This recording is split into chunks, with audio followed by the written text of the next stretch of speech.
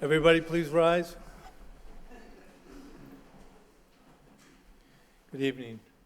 We begin with our prayer. Dear God, today as the session opens, we pray that your presence will be before us and everyone who serves in this decision-making process of our city.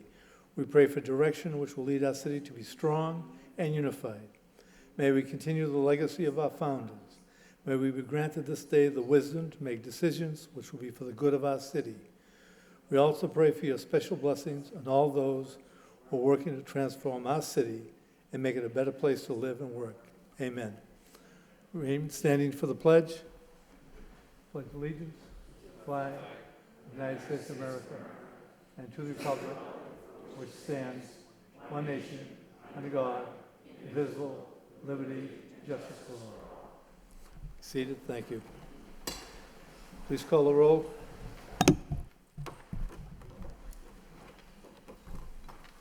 Councilor Elliott. Here. Councilor Kennedy. Here. Councilor Leahy. Here. Councilor Mercia. Here. Councilor Milanazzi. Here. Councilor Noon. Here. Mayor Samaras. Here. Councilor Cirillo. Here. Councilor Conway. Here. 9 present. Thank you. There are several things under mayor's business. First, this evening we had a chance to honor the veterans of the month. And as I mentioned their names, I would like them to stand. One was Richard P. Howe Jr. Richard.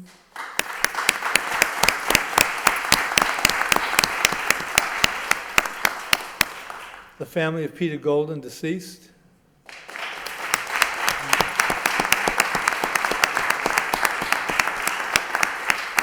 James Golden.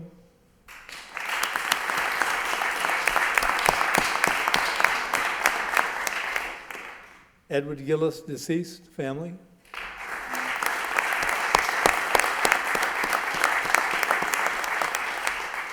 And Joseph Dussault.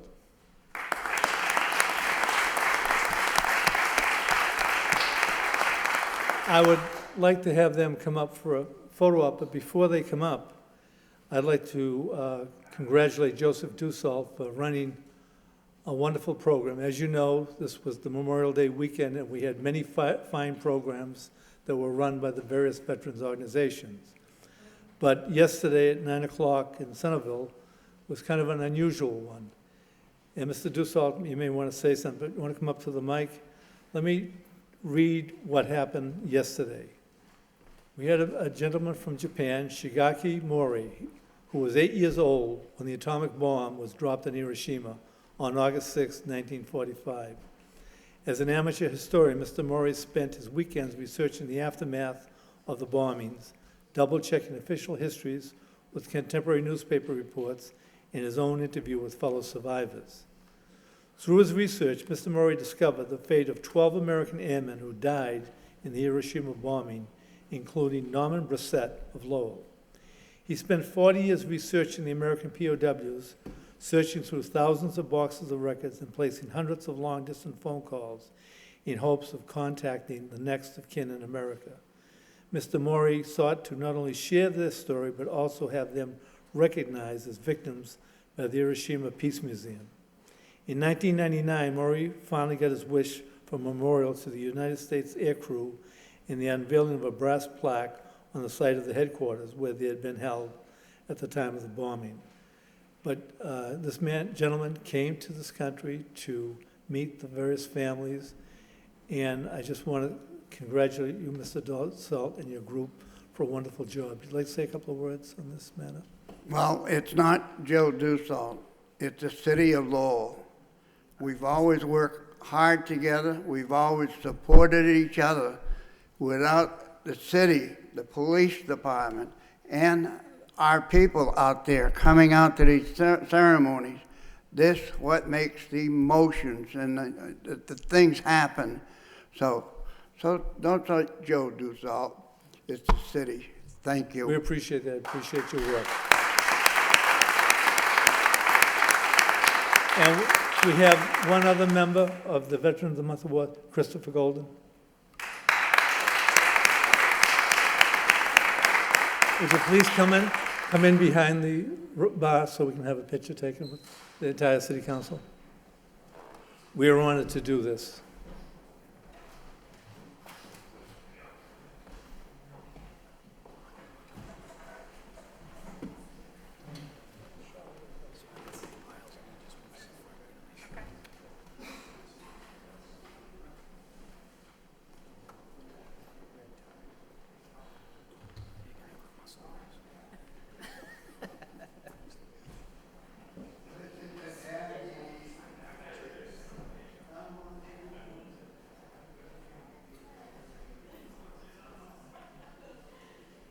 Ready?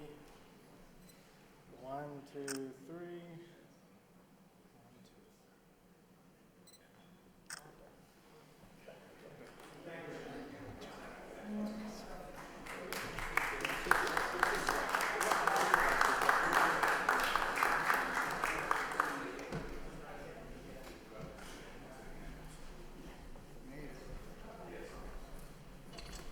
Thank you, everyone.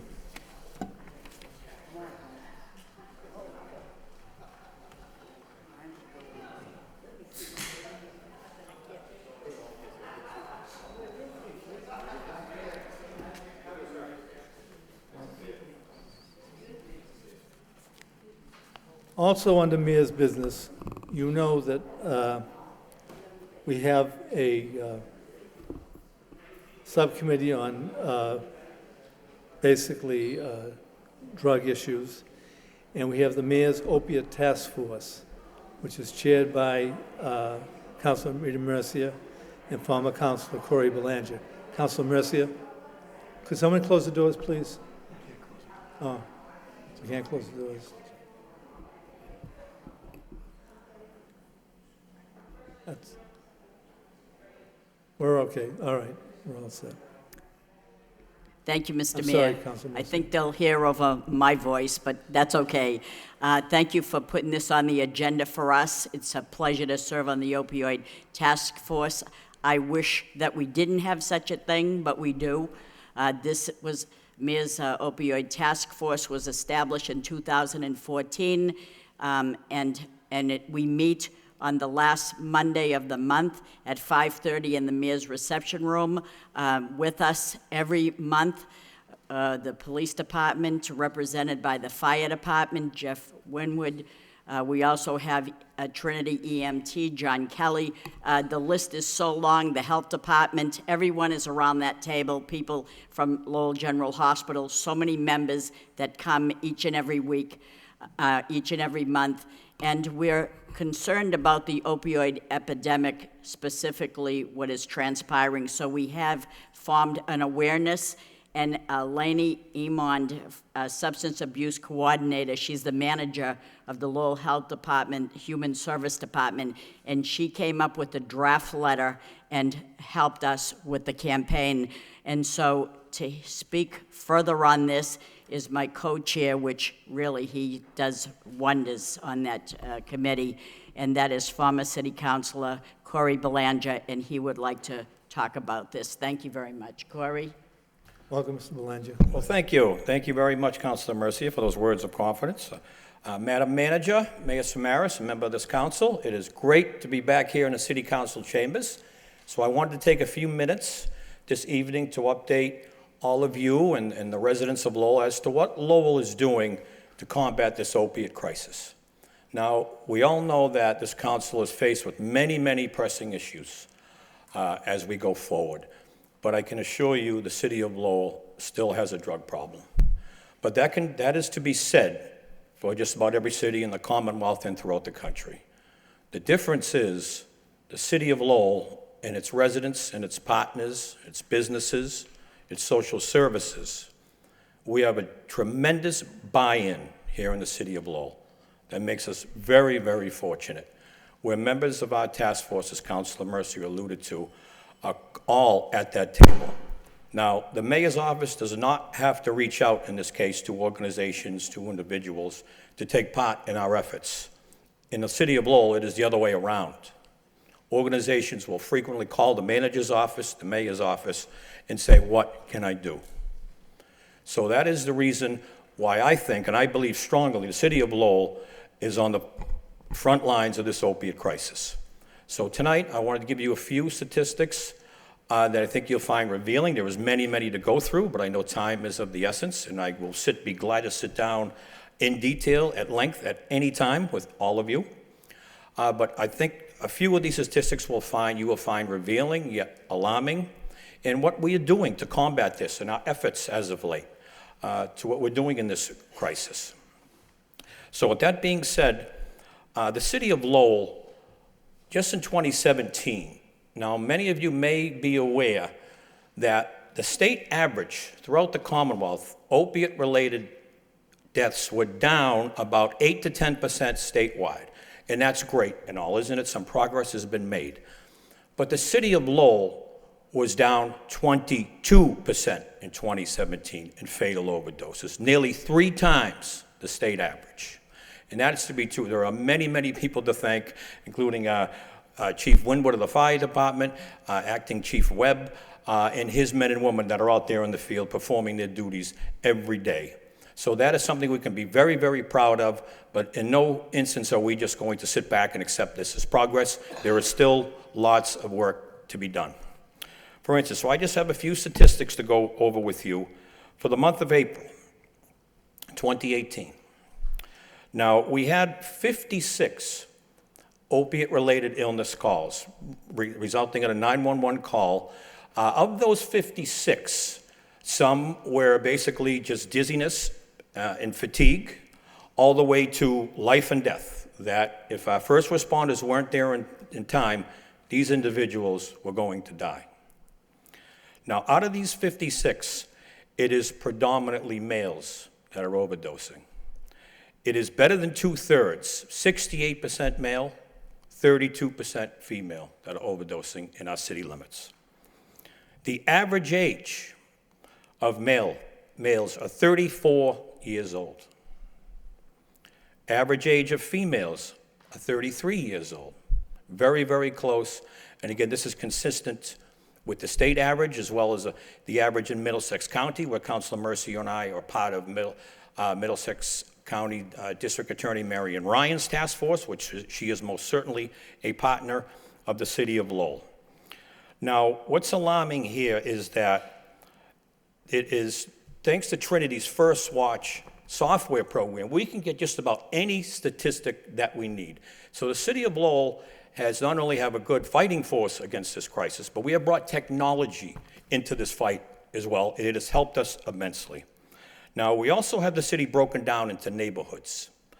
Again, 56 opiate-related calls in April. The lion's share, of course, were downtown, where better than 25% of these calls were in the downtown. And that is a very, very consistent figure, to let all of you know that. But it makes sense. This is where our social services are, our group homes, our shelters, and our services. So it does make sense. If you were to combine Centerville, downtown, and the Acre, it's about 60% of the opiate-related calls throughout the city. Just in a few blocks, if you think about it. It's mainly in Lower Centerville up to West 4th Street, the Acre neighborhood, and a few blocks in downtown, mostly along the Upper Central Street area. Now, out of these 56 calls, 30 were life and death. That's a pretty alarming. That's better than half, where if first responders did not get there in time, these individuals would have died. Thank God to Narcan, where many agencies here in the city are carried. Lowell House gives it out for free. There are a few pharmacies who give it out for free. So many users, as we find through statistics, are now carrying it with them. And through awareness campaigns that we've launched is to we don't want you to use narcotics, period. But if you're going to use, please do not use alone. So we spent a lot of time and effort on that awareness campaign, and we think it's helped to some degree. So what we're going to continue to do is what I want to inform this council as what is trending throughout this crisis. Now, several things are morphing. And what is happening is, as we unfortunately made a headline, along with the increases of HIV in Lawrence and in Lowell, was in the Boston papers just a few weeks ago. And it's true. Unfortunately, users are now sharing needles and contracting HIV. We're going back to the early 1990s when this epidemic really took off. So we've started, the city of Lowell has many needle exchange programs that we hope we're going to build awareness on and hopefully to curb that epidemic, because the costs associated with this are just astronomical. Along with some recent reports that this time last year, this number was 0. And while the numbers today are alarmingly high, and we don't have all that much data, we have had reports in fatal and non-fatal overdoses to users who have only reported to have used cocaine. So, with that being said, friendly neighborhood dealers are now lacing cocaine with fentanyl to increase potency and profit. So, the task force took note of this and took action at the same time. So we did an awareness campaign with Laney Emon in the city's Health and Human Services Department and launched an awareness, a nice color graphic. It's sort of graphic, but we want to get a strong message out to people. Yes, Councilor Mercy has it to hand out to members of the council, and this is for the viewers at home. What it shows that the dangers of using cocaine. See, this is important because here we now have, not that we don't already have our hands full, but now we have a demographic, just cocaine users, occasional or dubbed weekend warriors, for lack of a better term, overdosing, and sometimes fatally. This is a demographic that thinks they're completely immune to a fentanyl overdose. And I'm afraid that's not the case.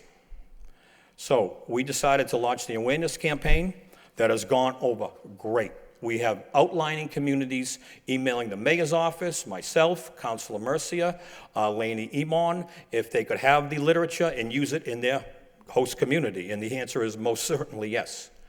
So again, that's just simply Lowell being on the front lines of this issue. And we hope while the numbers are low, they stay low.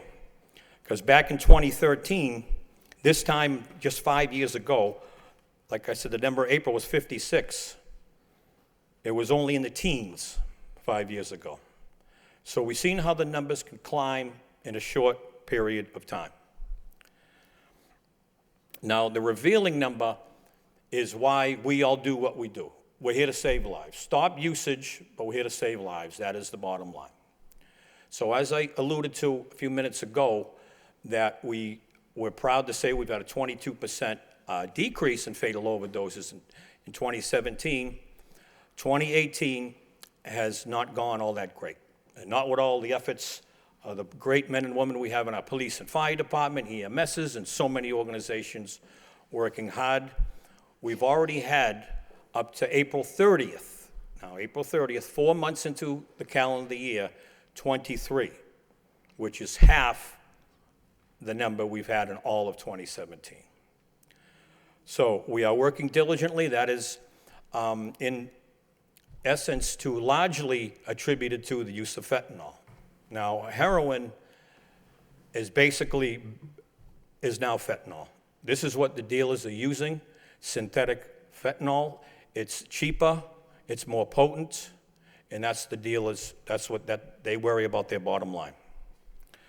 So that's what we're doing, launching awareness campaigns. We have so many great partners throughout the city. We have a recent study, just to brief you, take a few more minutes, a RASC study. It was conducted by Boston Medical School and our great partners at UMass Lowell, where they surveyed 50 active users within the city of Lowell. It is the first of its kind in the Commonwealth, and I spoke to the director today and thanked her kindly for choosing Lowell for this survey. It is very, very revealing. But just a few statistics of why we launch awareness campaigns, why we do what we do, is that out of active users, 82% have a primary dealer that they use for their addiction, which makes sense. I don't think that's overly alarming. However, 92%, better than 9 out of 10, You may as well call it 10 out of 10. Trust their primary deal to be honest about the quality of contents of what he or she is selling.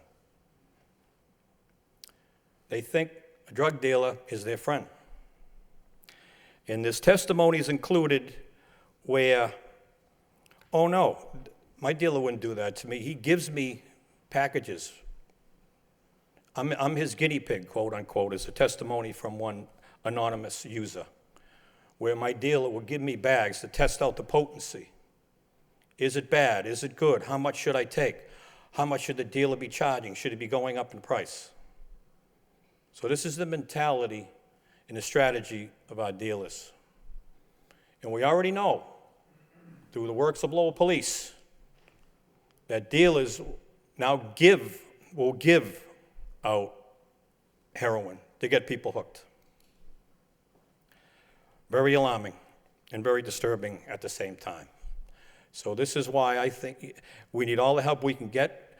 We need to focus more and more on the dealer on the street. And that is no indictment against the men and women of Lowell Police whatsoever. We need help with the drug trafficking coming into the city. We need help, as every city across the United States does. It is a problem. So these are just a few statistics to share with all of you, that the year, fortunately, is not going all as we would like, but we're still going to continue to work very, very hard on this matter. And now that I got the attention of the manager and this council, I was very pleased to see that this council has joined the class action suit against drug companies. And that is great, because their fingerprints are very, very much on this crisis.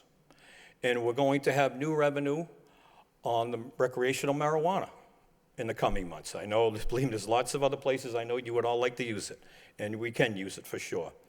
What I would like to do and ask, that either one of those sources, that we allocate just some funds toward launching awareness campaigns and education to kids. Now, we've got to stop the cycle of addiction. That's where it starts in our schools with children. We have our hands full right now as it is. Thank you, Mr. Belanger. I'd like to have council ask questions if they have. Yep, absolutely. So Because of I'll finish time, with that statement. Councilor Yep, Kennedy. so, yep, absolutely. Any questions for this council? Thank you, Mr. Mayor. Corey, if there's 23, if you prorate that 23 in the first 4 months, that'd be like 69. That would be a 20% increase over 2017 if that holds out. Correct. Do you know what it was in 2016? 47. Okay, so it's going up. It looks like it's after, yes. No, excuse me. 2016 was 64. Counselor, I'm sorry. 2016 was 64, and went down to 46 in 2017. So Okay. we had a 22% decrease from 2016 to 2017. Okay. And nobody has an explanation as to why it's back on the rise? I surmise that it's the potency of the drug. It's the fentanyl. Heroin is now almost completely all fentanyl, Counselor. Okay. And when we see a bad batch, we have several overdoses in a concentrated block, if you will. Chief Winwood will often send out an alert, as he did in February, where we were averaging 4, 5, or 6 overdoses on a few blocks in a certain part of the city, and it went down to 0 or 1 the next few days after. So his efforts certainly paid off, Council. All right, and the ratio between men and women, and even the age has kind of remained the same, hasn't it? That's been for the past several remarkably years? consistent as well, yes. And the age, the ratio between men and women is kind of the way that it is across the Commonwealth. I would say, yes.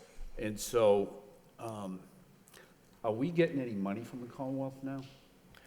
I know the governor a couple of years ago launched this campaign, and there was supposed to be some dough, and do we get money for that? And Not that I'm aware of, Councilor. Again, this RAS study that was done by you was state money from the Commonwealth, and there's more statistics, perhaps at a later date we can go through. But that was a result of state money coming in, and maybe the chief can allude to. Thank you, Corey. One thing we are getting is we're getting grant funding for our Narcan. So all the Narcan that we're purchasing for police and fire, we're getting through grant funding through District Attorney Ryan's office. Okay. So that's one source of funding we're getting. Okay. And so on Narcan, we have Narcan right now in every public safety vehicle, I think. Is that true? Yes. Okay. And so, Police and fire. would it be, should we make it be more available than what it is? Should it be at other places too? And I can't think of what those would be, but should there be more, should it be more available than what it is right now? I suppose it could be, Counselor, yes. Why don't we bring that up the next meeting to see, and I'll send you an email report as to what organizations are handing it out, and, Well, if you're saying that over 60% of the incidents occur in the Acre and in Centerville and downtown, then that probably would be the places to have it. that would make the most sense, would be the most logical, yes. Okay, Why don't we get that information for you? okay. And even though 60% of the cases occurred there, that doesn't mean that's where those people live, right? That's just where they OD'd. Well, no, that is correct. An interesting statistic is that roughly 60%, according to Trinity's study, Trinity EMS, and they get asked when they're in the outpatient at the hospital, where are you from? And many of them say Lowell. I'm staying with a friend, and that would include a sober home, a group home, or the transitional living center, Counselor, where they just simply say Lowell.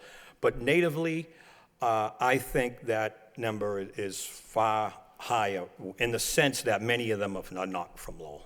But that's to be said, you know, members of outlying communities in the suburbs, there's not many services, and the cities get hit hard with the crisis. Okay. Or if you didn't live in one of the surrounding communities or someplace far away, you could still live in one of the other neighborhoods in Lowell, but where you OD'd would be downtown. Correct.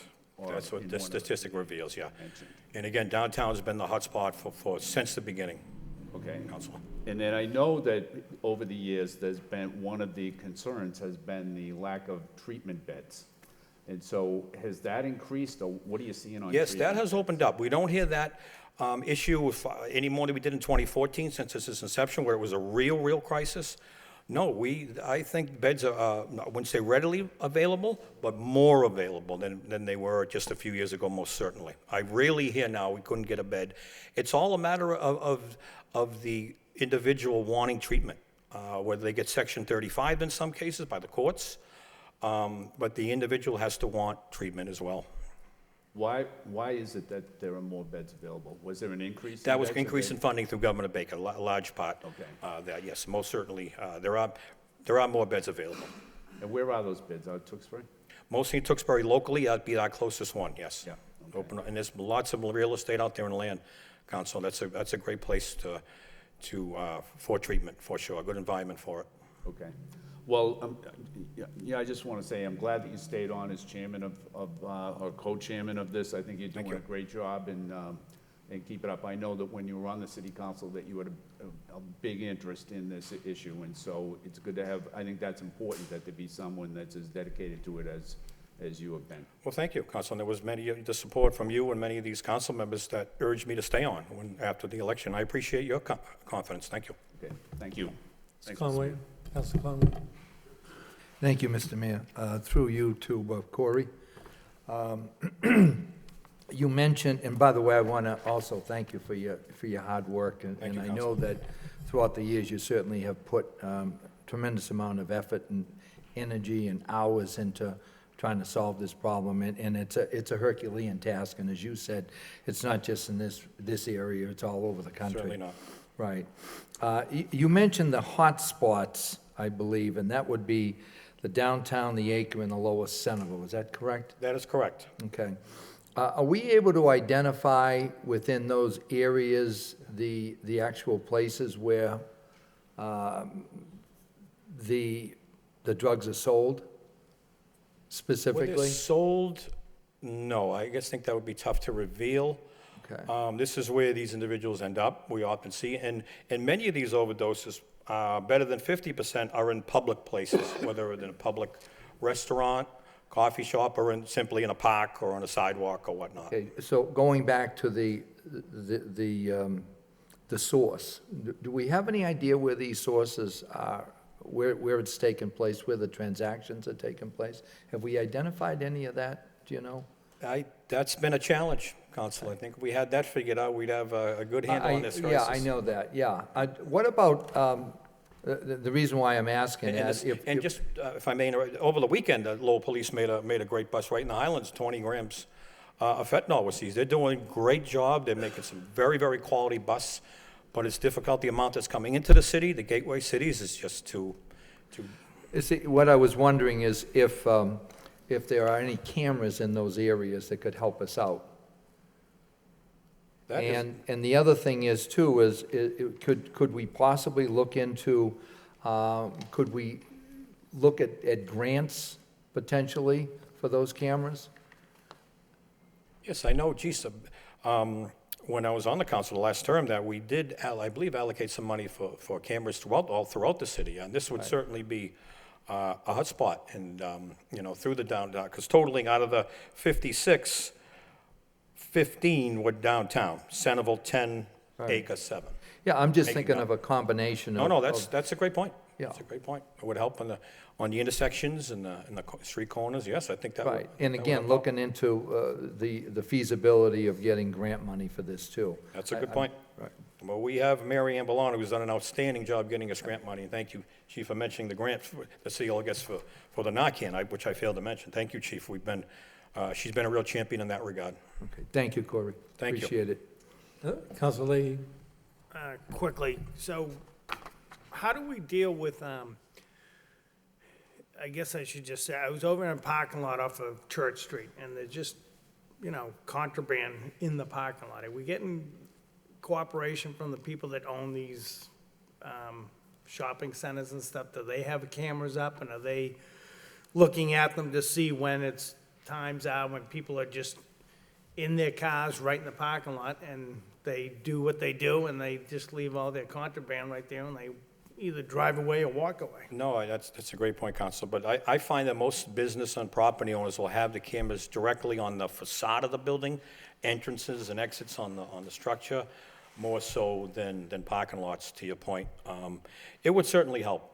Because we're finding needles everywhere. I mean, there was an Appleton a couple of years ago, mailboxes where mailmen were getting poked, retrieving the mail. And we found them in parks. I used to get calls like all of you did on the council. It's popping up more and more in public places, but we're going to ramp up efforts on the needle exchange programs, specifically to those on the street, Council, that hopefully they use it, because some of the remarks in the study show that they're grateful the city's doing this, and that some of them are using it. Yeah. So we need to get that awareness out to them, that they can, for free, come, unfortunately, you give them a new clean needle for further usage. That's the downside, but it's better than needles on the street where children can get poked, or anybody else for that matter. Yeah, okay, thank you. Thank you. Councilor Milanazzo? Thank you, Mr. Mayor. Corey, thank you again for staying involved in this very important issue. Thank you, My Council. question has to do with the number, you had mentioned 56, I think, year-to-date. How many of those are repeat offenders? You hear stories about someone overdoses at 10 o'clock in the morning, and they're overdosing again at 4 o'clock in the afternoon. I'm just wondering if you have those statistics about repeat offenders. We had quarterly statistics on that, Counselor. I will get that to you. But we've seen it trending in the other direction, where there were fewer repeat offenders, if you can imagine that. A lot of them, which is another statistic we don't like to see, is that a lot of them were new. That means they're new users. And that's discouraging to all of our efforts. Okay. But I don't have exact statistics, Counselor, but they were trending in a direction which we didn't like to see, let's put it that way. Okay, but it's a great question. One final question, picking up on Councilor Kennedy, we're talking about the beds out in Tewksbury.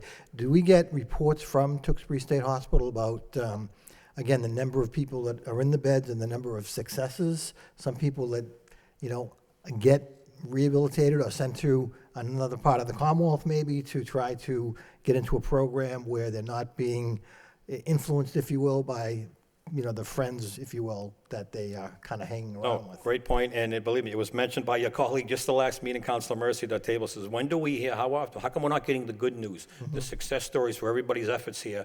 We often leave discouraged, these statistics, and feel like we're getting nowhere, and that would be nice. I mean, we don't, but we've already started to reach out in that effect to see our efforts by the co-op team, and I'm sorry to fail to mention our glorious co-op team, which is a street team that we have here in the city of Lowell.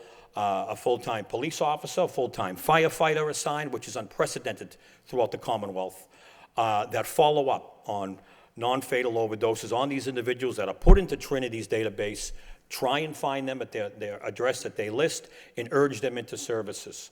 And that's been very effective, too. They're the real heroes. I mean, Councilor Mercy and I, we're just essentially a quarterback, try and merge partnerships and do what we can. But them, that co-op team on the street, that street team, they're the real heroes. And you're right, Council, we're aiming towards that, getting more success stories. We don't hear it enough. We want the truth. Any further questions?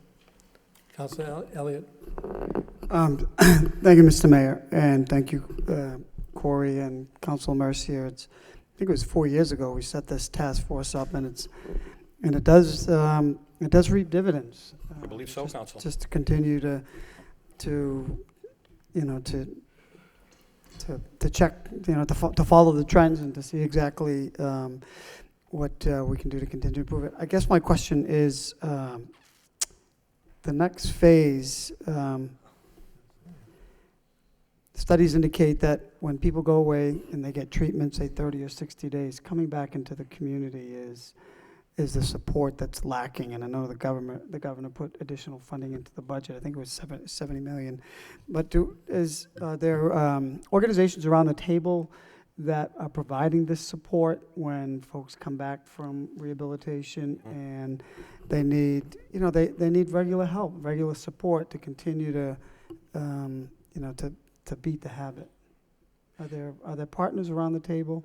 I mean, we have Megan's House, Sure. but I think it's Zach's house, the counseling services that is the next phase, if you will, that is in the effort to combat this, and I know that was lacking. It is, Council, that's a great point. We know 30, if they go to a detox for 30 or 60 days, it's not nearly enough for these individuals to overcome addiction.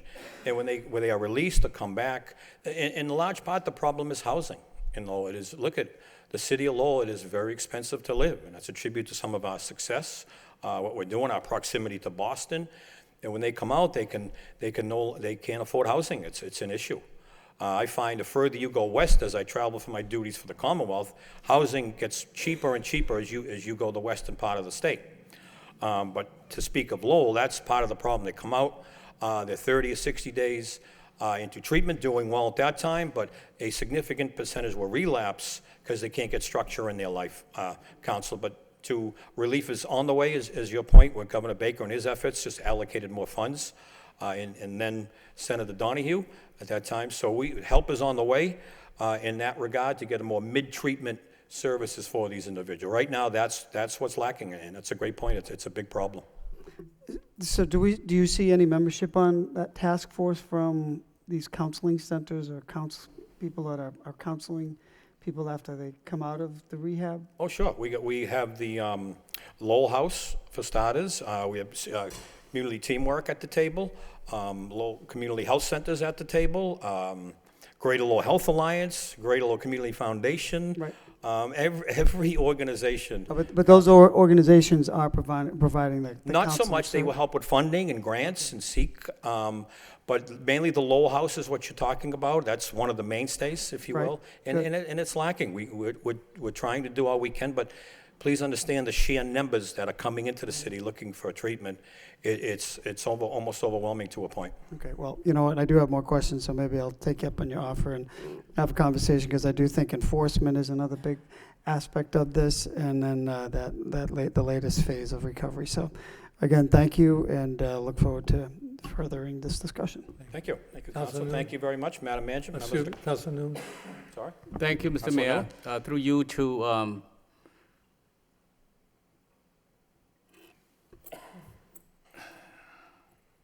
Corey. Corey, you spoke of the success. I mean, also I want to join my fellow councilor to thank you for your effort in this with Councilor Mercier. I know you addressed very important issues here, that treatment bed now is not an issue anymore, which is a great thing. And you address the challenge in terms of housing and employment. You didn't touch the employment, but I know that. Employment's a good point, Councilor. Yes, you that's stand- part of it. So what plan corrected. the group have in terms of addressing those other prongs, like say, housing and employment? Right now, it comes up from time to time, Councilor, but we hear from Living Waters representatives is that what you're saying exactly, Spiz. You often see dual diagnosis. Homelessness and drug addiction often go hand in hand, and mental illness in some cases, where there's dual diagnosis. And that is their argument they bring to the table of employment and housing. And it's been that way for several months. At this time, I really have no answer for you. It is simply the cost of housing here in the city, where, with UMass Lowell growing and erupting like it is, where landlords are getting premium money for apartments, in its proximity to Boston. Lowell on the commuter rail is another contributing factor, which makes it very difficult for this population we're talking about. But I'd be more than happy to bring it up at your convenience in one of the task force to see what we can do. Wouldn't you like to see all level of government, state and federal, come in and play a role in this and to put in resource and term of money so that you can address all those prongs? Absolutely. I mean, keep in mind, with 56 overdoses on average per month, that's the fire of a full engine leaving the station. That costs money. This epidemic is most certainly costing the taxpayers of Lowell some money. But we can't afford to, as you know the financial constraints we're under with the high school project and whatnot. To supply housing and treatment beds is just simply out of the realm on a city budget. So we do need state and federal partnerships, yes, and that certainly will not hurt.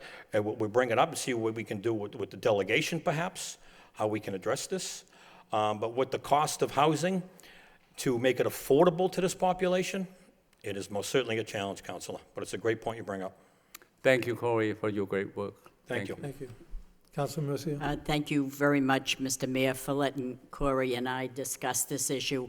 He's quite an eloquent speaker on the subject, and we're proud to have him on board. In the information that we passed out this evening is the local substance abuse resources summary of all the different places where people can go for individual and group therapy, at the Lowell House, family services, detox facilities, recovery coaching, a Lowell Community Health Center, veteran services, and the address and the phone numbers. And it's put out by the Health Department and Laney Emond. If we could get this online, maybe it's on it already, I don't know, but I'll give you this paper so that this is a good source of information for the average public that's looking for answers and help. And I know that Corey said that we're trying to fit the needs for the beds. There's never enough beds. That's what I wanted to say. We're getting there, but we can always use more and more. So thank you so much for coming forward. Thank you, Mr. Mayor, for letting us say that we're not sitting on our laurels. We're doing things to cause awareness in that campaign. Thank you, Councilor Mercia and Councilor Belanger, former Councilor Belanger. Thank you very much. Thank you very much, Mr. Mayor, members of the council. Thank you for your time. Thank you. All right, next from the city clerk, minutes of zoning subcommittee, May 22nd, city council meeting, May 22nd, ad hoc Elizabeth election laws subcommittee, May 23rd. I need a motion to accept and place on file. So moved. By Councilor Kennedy, second by Councilor Noon. Motion passes. It's after 7 o'clock. We're into the general public hearings. 4.1, ordinance amend Chapter 270 by creating a new section prohibiting single-use plastic bags. I want to open up the hearing. Anyone who wants to speak in favor? In favor? Please come to the mic. Please give your name and your address. My name is Jeff Cage. I live at 141 John Street in Lowell. I'm speaking on behalf of the Merrimack Valley Sierra Club, the Sierra Club State Chapter, the coalition of local environmental groups that we have put together, 350 Massachusetts, Elders Climate Action, Lowell Parks and Conservation Trust, Lowell Sustainability Council, and the Climate Change Coalition at UML. They comprise, those groups together, 3,000 conservation voters in this area, and we wholeheartedly support this bill. Thank you. Thank you. Anyone else wants to speak in favor?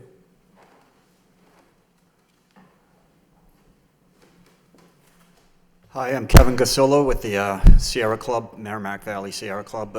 I live in Chelmsford, 37 Dunstable Road in Chelmsford, so I'm going to be brief. Well, I just want to let you know that the recycling committee over in Chelmsford has just unanimously voted to bring this before their selectmen. Lowell Sun just had an article where the Girl Scouts groups over there have got them in Tingsboro to bring that forward. So this is happening regionally. We're knocking them down one town at a time, and I'm glad to see that Lowell is leading. Thank you. Thank you. Anyone else wants to speak in favor, please?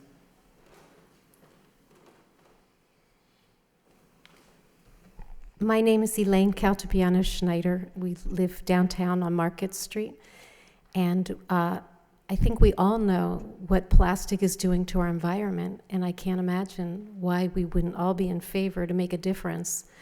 It's the pollution and the causes, and I'm completely in favor and so happy to be part of Lowell. We're new here. We've been here 2 years, and I'm really proud to think that we would lead the way in eliminating plastic in as many ways as we can. Thank you. Thank you. Anyone else who wants to speak in favor? In favor?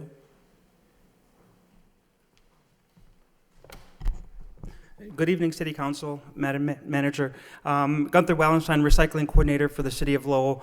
I was asked by Councilor Cirillo to work with the Law Department, and we reviewed ordinances from 67 municipalities that have done this ahead of us.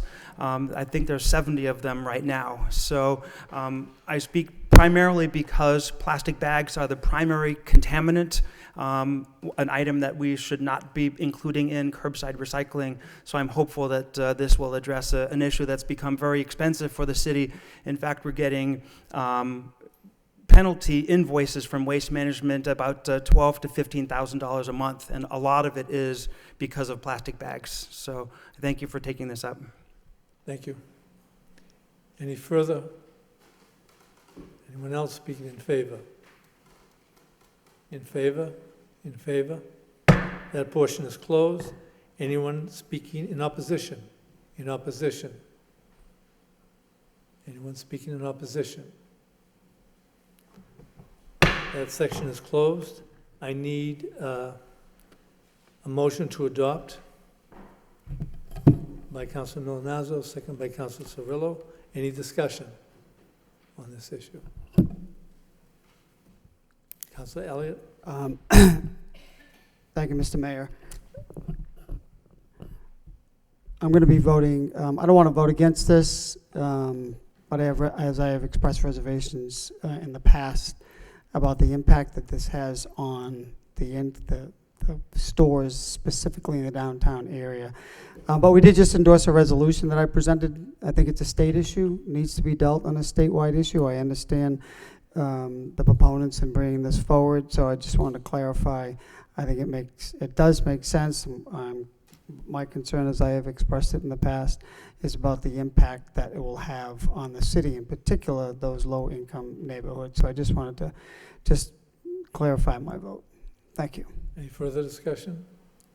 Councilor Mercia? Thank you, Mr. Mayor. I'm not saying that I'm against this. I'm certainly not against this, but I think that it's a little bit premature in my belief. I support what the legislature would do. Our state reps have not said anything from the state. They're probably working on it as we speak, and I would like to see that they set the perimeter and the rules and things, and then we could follow suit. I'm going to vote present. Thank you. Thank you, Councilor Mercia. Councilor Conway? Yeah, thank you, Mr. Mayor. I think obviously this is something that is important and it's needed. However, when we have the state that is taking this up, and I do believe that they're obviously very serious in this, and to come up with a plan that would be consistent throughout the entire state. And therefore, I think that it would be prudent for us to wait until, and it's my understanding that we're just talking about a few months, that we would have the consistency throughout the entire state. So I can't I can't back this up the way it's set right now. All right, thank you. Council Leahy, then Council Kennedy. Sure, thank you. I just have one question, and I wasn't able to find anything, but to the maker of the motion, I still don't, why don't we just ban them all? Has any other state or anybody banned all plastic bags? Why is it just limited to 3,000 square foot stores and above? Council Cirillo? We are, with the 3,000 square foot stores, we are adhering to what the state is looking to ban. So we are following the guidelines for the state. No, I So know, but if it's a what- problem, why aren't we banning them all? I don't hear the groups say, let's ban it all. Well, it's, right now, we're just taking steps to improve the city. And if eventually we'd like to ban them all, then we can do that.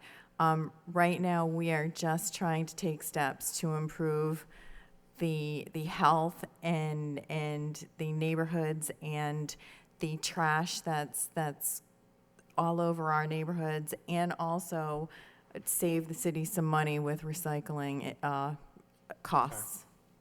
Back to you, Mayor, I just find it odd because 3 stores I went to today, small stores, but all plastic bags, so, thank you. Council Kennedy? Thank you, Mr. Mayor. Cirillo. Just as a point of reference, the small stores that I go to, they end up giving paper bags. I don't get plastic bags from them. However, that's beside the point today. I intend to vote for this. I think that it's worth pointing out that this would not go into effect until January of 2019, so there are several months, and so that if the Commonwealth acts between now and January, then that's fine. We would just be in compliance with what the Commonwealth does. But I really think that what is going to make the Commonwealth act, and make the legislature act, is to have individual communities take the matter into their own hands. And you're seeing that all around the area, besides Lowell. You see that in Littleton, and you see it in Westford, and you see it in Tingsboro, and you see it in most of the major cities in the Commonwealth. And so, there's going to be 70, 75 communities in a few days in a few weeks that have all voted for this. And we've just heard tonight that Chelmsford is, might get on the train as well. So I think what's going to happen is you're going to get to a point where there's so many communities that are doing this that they're just going to create the critical mass, and that's what will make the legislature act. And to wait for them to act it's just never going to happen. So I'm ready to vote for this tonight. Thank you. Council Cirillo? Yes, we in Lowell, we like to be on the forefront. We like to be the forward city, and I feel that us waiting to do this is holding us back from a great opportunity to improve our city. And so that's all I have to say. Thank you. Any further discussion? Roll call. Counselor Elliott. Present. Counselor Kennedy. Yes. Counselor Leahy. Yes. Counselor Mercia. Present. Counselor Milonazi. Yes. Counselor Noon. Yes. Mayor Samaras. Yes. Counselor Cirillo. Yes. Counselor Conway. Present. 6 yeas. 6 years. Motion passes. All right, next, 4.2, ordinance amend chapter 150, refine regard fines relative prohibition of plastic bags and consumption of marijuana. I want to open the hearing for those in favor. Those in favor? Please come up to, thank you. Chief? Thank you, Mr. Mayor. Jonathan Webb, Acting Superintendent of Police. I'd like to speak in favor of this ordinance as far as the increase in the fee schedule for public consumption of marijuana. This would give the police department a significant but fair enforcement tool to enforce compliance with the ordinance that will be the subject of the next public hearing. Thank you. Any questions of the chief? No, thank you. All right, anyone else want to speak in favor? In favor? In favor? Hearing closed. Those in opposition? Those in opposition? In opposition? Hearing closed. Need a motion to adopt? So moved. By Councilor Kennedy, second by Councilor Elliott. Discussion. Councilor Mercia? I just have one concern if this is, if you, it would be illegal to take a beer and go out in the public and drink it. But if you're sitting in your backyard and you're having a beer, I don't think that's against the law, is it, Chief? This is just the. Oh, is that the next one? Am I? Oh, I'm sorry, forget it, that's okay. Take a seat. A delay. All right, that'll be the next you all question set, for Councilor? another time. Any other? All right. Any other discussion? Okay, roll call. Counselor Elliott. Yes. Counselor Kennedy. Yes. Counselor Leahy. Yes. Counselor Mercia. Yes. Counselor Milonazo. Yes. Counselor Noon. Yes. Mayor Samaras. Yes. Counselor Cirillo. Yes. Counselor Conway. Yes. 9 yeas. Okay. Next, under time, okay, under public hearing, 4.3, ordinance amend chapter 222, peace and good order by prohibiting the consumption of marijuana in public. Want to open the hearing in favor? Open the hearing in favor? In favor? Chief? Thank you, Mr. Mayor.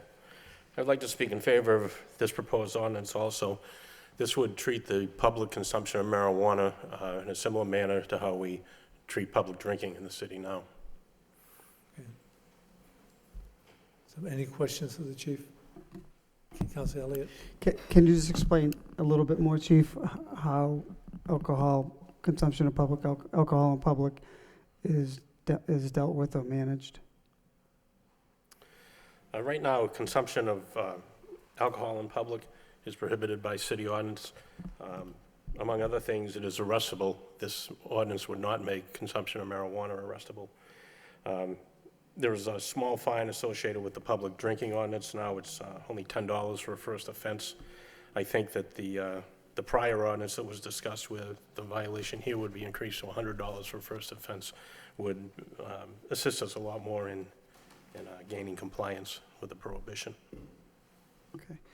So it's not arrestable, and is that prohibited by statute if you're smoking marijuana in public, or is that something we would adopt? Not that I'm looking to arrest anybody. I'm just curious what the difference is between alcohol and marijuana. I think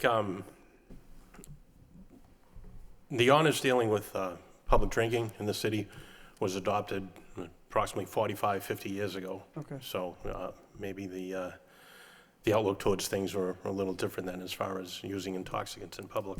I think the difference this time around with marijuana is the voters made it pretty clear that they're not in favor of people being arrested for consumption of marijuana. Right. Okay. All right. But thank you for the explanation. Councilor Mercia? So if someone is smoking marijuana in their backyard, they're not going to be arrested or fined, Chief, right? Well, they may be fined. They may be fined under this for ordinance. being on their private property in the backyard? Under this ordinance, public property, private property can be considered in the public. I think there is a little difference in consumption of marijuana if it's being smoked. People often can be bothered by the smoke, even if it comes out of a private place. It can bother other people in their residences. So that would be the difference of why say a private yard might be considered a public place for purposes of this ordinance. But you can drink in your backyard, right? Without Yeah. any fear of getting arrested? Yes, but your Unless you're rowdy. neighbors probably can't smell your beer from next door. No, but they probably could experience the aftermath of you over drinking too much, right? Right, and then we have other laws that we can use to deal with that type of situation. But if you smoke marijuana in your backyard, you could risk getting fined. Yes. So really, you don't really own anything then, do you? You could go inside. Okay, Councilor Conway, then Councilor Elliott, then Councilor Kennedy. Yes, thank you, Mr. Mayor.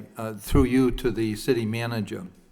Have your office, received any complaints about marijuana? And if so, what are the conditions? Thank you, Mr. Mayor, through you to the council. Not since I've been here have we received complaints, but, you know, in terms of, so right now, it's kind of marijuana is legal, but the dispensaries are, you know, recreational dispensaries don't open until July 1st at the earliest. Medical marijuana is legal right now, and so one could smoke it, but you're not supposed to buy it for recreational purposes. So we're in that kind of gray zone. In terms of complaints, not in the manager's office, but I know there was much discussion when I was in the Senate about if someone was next to a ball field or a school and was smoking marijuana where children were playing close by. That was an issue that was raised in much of discussion and debate. I know that I've had some people express concerns that might be living in a two-family or three-family or some type of an apartment building and someone smoking downstairs. And as this woman said to me, when I'm cooking in the kitchen, that's all we smell up there is marijuana. I've also talked to teachers that had a concern, especially with the little children, that they come in and they smell with the marijuana, whether it's in the house or not. But again, I just want to say very briefly, I thank you, Madam Manager, putting this together, because I know it's kind of complicated, you and your team, and also the city solicitor and her team, because it's something that we obviously have to be aware of. We're going to be faced with it, and we want to make sure we get it right, because I'm sure that there are many twists and turns in this, and I'm sure that after a period of time, there are going to be other concerns that we perhaps haven't even thought about yet. So again, I thank you for the initial investment of time, because I think it'll be good for the city and certainly good for the citizens. Madam Manager. Thank you, and through you to the council. So the law department did research and put together a draft which is all encompassing. As you can see, it does include private property in the language. This is of course up to the council if the council wants to include that or not. I think we will find as we get into this area, especially after July 1st, this is going to pose other questions. For instance, in some other states, landlords and apartment owners have banned smoking of any kind in a building, for example. I believe in federal Section 8 housing, you can't smoke cigarettes or presumably marijuana. The state law in Massachusetts says you can't smoke outside. So you could see the quandary that may set up. Someone may not, you could eat, you could consume, but we're talking about smoking. So if it's a smoking issue, one might be in a situation they can't smoke inside, they can't smoke outside. These are just areas that we will end up experiencing as we move forward after July 1st. And Madam Manager, somebody brought something up the other day that, you know, we're a national park. And if someone is smoking in the national park because it's not accepted nationally, could they be arrested, or could they have some? You know, once again, it's something that we have to take a look at. We might not agree with it, but once again, or we might, but we have to be prepared for that. Yeah, and we're mindful that under federal law, this is still illegal, and the Attorney General for the United States has yet to indicate exactly what the federal government's reaction may be. We know under the Obama administration they did not enforce the federal law in the states that had passed legal recreational marijuana. So that again is an unknown right now. Right. Thank you. Councilor Elliott. Thank you, Mr. Mayor. I just wanted to get a better understanding of the provision in this ordinance relative to private property and how under what conditions will you be able to enforce that, chief? I mean, my understanding was that we were going to include private property, whether it was, well, I know, not so much the ballpark, because that's a lease and that's public property, but other communities, including this provision, is it outdoors? And I think you're right, it opens up a whole can of worms if you're living in a two-family, and how are we going to enforce it, and is that sort of counterproductive to the intent of the law? Mr. Mayor, I believe in, and perhaps Rachel Brown could address this, but my understanding was when this was drafted, the solicitors went by the state law, which says no smoking outside, right, in public. Right. And so it's open to interpretation what that means, but in an outdoor facility. So language was included in terms of driveway, backyards, and there was one other, driveway, front yards, and backyards, whether that's private property, whether it's shared property. So this is, it might be subject to interpretation, but I think the drafter was just looking at it's outdoors. Just, okay, so Yeah. outdoors. But I think that's up to the council, and if the council wanted to include that language or not. Okay. So this is a public hearing, correct? Yes. Mr. Mayor, okay. I mean, I think moving forward, this would just be a suggestion, and maybe I'll file a motion, but considering all the issues that you just raised, Madam Manager, it may make some sense to have, I know other communities have a subcommittee specifically on cannabis to wade through sort of, I think, a myriad of issues that are going to continue to come to, communities are going to continue to try to deal with. I don't know, but I'll perhaps file the motion. All said, Council. Yeah, thank you, Mr. Mayor. Council Kennedy? Mr. Mayor, I'll wait till the public hearing is concluded, and then if I can. Okay. Okay. Council Cirillo? Sorry. Yes, I'm wondering because about the outside issue. My stepfather smokes a pipe and cigars, and they are very strong smelled, things to smoke. And I know that my stepfather, when he smokes his pipe, he goes out into the garage or out into his backyard to smoke his pipe. So, and I know that people sometimes have that strong scent and it bothers them, but it's a pipe. Or cigarettes. I know that people actually step outside of their homes to smoke their cigarettes because they don't want their houses to stink like smoke. That's the reason why my stepfather goes outside with his pipe, because he doesn't want the house to smell like smoke. So I know that I'm having a little bit of an issue with, along with Councilor Mercier, with the outdoor situation, because if I was a smoker, I would step outside my house, smoke on my back deck, and cigarette or pipe if I chose to smoke a pipe. And a lot of people take issue with the smell of that because they are very strong. So I find this a little difficult to stomach. You all set? Yep.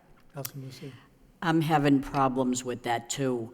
I was a smoker, and I stopped smoking for 14 years, so I don't smoke marijuana, but I can see that people do. Yeah. But I have a problem with not being able to smoke in your backyard or your front yard. I have a problem with that. It's private property. When you say limited to public ways, streets, sidewalks, alleyways, yeah, I can understand that. You're right. Downtown, walking along the sidewalk, I have a problem. They can do that, I don't care, but when you're paying taxes, and you have a front yard or a backyard, I have a neighbor down the street that smokes her cigarettes on the front porch because she don't smoke in the house. I'm gonna vote no, because I can't support that. If you could delete or pull out front yard, backyard, fine. I respect people that pay property taxes for their property, but now we're telling them you can have a beer in the backyard, but you can't smoke a cigarette? or you can't smoke, and I didn't vote for the marijuana law, but people did, and the majority rules. I have a problem with they can't use their backyard. I'm sorry, I have a problem with that. Okay, could we complete the hearing and then go back to the questions, if that's okay? So, anyone else in favor? Thank you, Chief, Mr. Mayor. thank you. Anyone else in favor? In favor? In favor? That part of the hearing's closed. Those in opposition? Those in opposition? In opposition? That part of the hearing's closed. I need a motion to adopt. So moved. By Councilor Kennedy, second by Councilor Noon. Mr. Councilor Mayor. Kennedy. If I could, to the acting superintendent. So even though it's not legal to smoke in your backyard, on a practical matter, you're not gonna have squads of police officers going to people's backyards, right? It would have to be that it was an occasion where there was a nuisance created with the neighbors, right? I would sincerely doubt that we would have officers snooping through the neighborhood looking for people smoking marijuana in their backyard. It isn't uncommon for us to receive complaints from people who can smell their neighbors smoking marijuana, whether it be outside or in a common hallway or whatever, and we do respond to those calls. So in those types of incidents where we got a complaint and responded to it, under this ordinance, if we did discover someone being the source of the complaint, we would probably give them a ticket along with the prior ordinance that was adopted. Okay, thank you. Mr. Mayor, I think, I mean, this is kind of brand new, so I think, and some people have remarked that as we go along, we may have to change this, but for instance, the national park property is public property, and so you wouldn't be able to smoke there. There also will be, somebody brought up, 2 and 3 family homes where maybe, one of the units has tenants that smoke marijuana and the other 2 units don't. You will have condo developments where there might be people who own their condo, but condo developments often have their own set of rules that you have to abide by, and so we may come to a time where people are buying a condo that's a marijuana condo, and then there's one that's not a marijuana condo, just like you might have condos where you kind of have dogs or cats, or you kind of have a dog over a certain number of pounds and so forth. And I think that that's something that's going to be worked out, and I understand the concern about having people owning their backyard and having rights within their backyard, but their neighbors also have rights, and they have rights to peace and quiet in their backyard. And so it would be a bad situation, for instance, if you had, one home where people were smoking marijuana in the backyard all the time, and the next door neighbor has like 3 kids on a swing set out in the backyard while that smoking's going on. And so I think that, there may be bugs in this as we go forward. I think everybody's gonna have to use their head and be considerate of their neighbors and what they're doing. And if everybody does that, then we should be fine. And if it doesn't work out that way and we need to take further action on this ordinance and maybe tighten it up or change it around, then there's time to do that going forward. But if we wait until we have a perfect document, I think we're just never going to get this done, simply because there's no way to test this until it's in place, and that's not going to happen until July 1. So that's all. So I'm ready to vote for this, and I think it's probably wise to just keep an eye on how it's working out with everybody, and if there need to be changes, we can make changes at that time. Thank you. Sorry, Madam Manager. I just omitted to mention this, and that is the Cannabis Control Commission will be issuing more regulations come October of this year, and those are expected to deal with things like consumption centers or venues because of actually this problem. And so they haven't done that yet. They haven't regulated or licensed or formulated what that's going to look like, because that's a work in progress. But looking at other states where someone has had a situation where they can't smoke where they live and they can't smoke outside, then other states have had venues, commercial venues or what have you, where people go and smoke marijuana there. So I just put that out. Those regulations haven't even been formulated yet. So this is very brand new. Councilor Noon. Thank you, Mr. Then Mayor. Councilor Conway, then Councilor Milazzo. Thank you, Mr. Mayor. I have no problem, with regard to public place, violating public use law could result in fine, and that's what we try to do here, and or other, legal penalty. But I do have issue with the, private, let's say, as stated by Councilor Mercier, the front yard, backyard, driveway, those private properties, and it's not a fine line at all. I understand that, we need to have a clear and fine line on it in terms of, where we should find people. I mean, it's difficult also for enforcement, as, someone next door neighbor called the police. I know the police now have a lot of other things to do, to do. Other than to respond to someone smoke weed, marijuana in someone's backyard.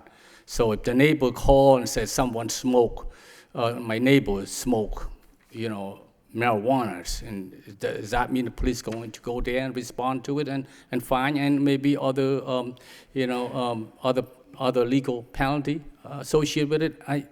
As is now, I think we need to take off those front yard, backyard, and driveway, to just focus on the public place. We'll find them for doing so. So that would be a lot clearer. As is, I have trouble supporting it. Okay, thank you. I'm sorry. Councilor Conway, then Councilor Milazzo. Thank you.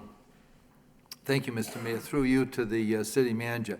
If this ordinance does not pass tonight, what takes place then? Do we go back to the drawing table and rewrite it? Is that, what might be the next step on that? So we have the state law, which in the communities can be more prescriptive or have, in addition to what the state law is providing. I did have occasion to have a conversation with Rachel Brown this afternoon as far as what the options, so it would appear, and Rachel, you can correct me, that the council could, if the ordinance didn't pass, then we would have no local law having to do with consumption of marijuana, if and until the council wanted to come back with another ordinance. So you could pass it as is, you could not support it, or there is a possibility to amend it, and it can't be changed significantly, but by striking certain words. And I'll turn it over to Rachel Brown on this. Sure, thank you. Through you to the council. Oh, I'm sorry, can you hear me? Yeah, the option, I'll just speak actually just very briefly just about the public, because I think there is perhaps a little bit of a misconception that it's public property per se, that's the dividing line here. That's sort of part of it, but it was also encapsulating public areas that are sort of in the public eye, if you like. So for example, with public nudity, that's fine in your home, but it's not fine in your yard. So, and not to say that marijuana is exactly the same, but there are instances of a regulation that operates on a slightly different kind of domain than the public property. So that's just the, some of the rationale. In terms of procedure, yeah, I mean, if somebody wanted to make a motion to amend this ordinance to strike out the front yard, backyard, driveway portion, that could be done, and then you could vote to adopt the ordinance as amended today. All right, I'll do that. Mr. Mayor, Mr. Mayor? motion to... Motion, yes. Motion to what she said, I'll make that motion. I'll second that. Will the clerk please read the motion? Motion to amend the ordinance by striking out the words front yard, backyards, and driveways, made by Councilor Mercier, seconded by Councilor Conway. Okay. Any discussion on it? Roll call. Councilor Elliott. Yes. Councilor Kennedy. Yes. Councilor Lee. Yes. Councilor Mercier. Yes. Councilor Milanazzo. Yes. Councilor Newman. Yes. Mayor Samaras. Yes. Counsel Cirillo. Yes. Counsel Con. Yes. Now, the body should entertain a motion to adopt the ordinance as amended. So moved. Second. Roll call. That was, Counsel Elliott. Yes. Counsel Kennedy. Yes. Counsel Lee. Yes. Counsel Mercy. Yes. Counsel Milonato. Yes. Counsel Noon. Yes. Mayor Samaras. yes, Counsel Cirillo. Yes. Counsel Con. Yes. 9 yeas. thank you.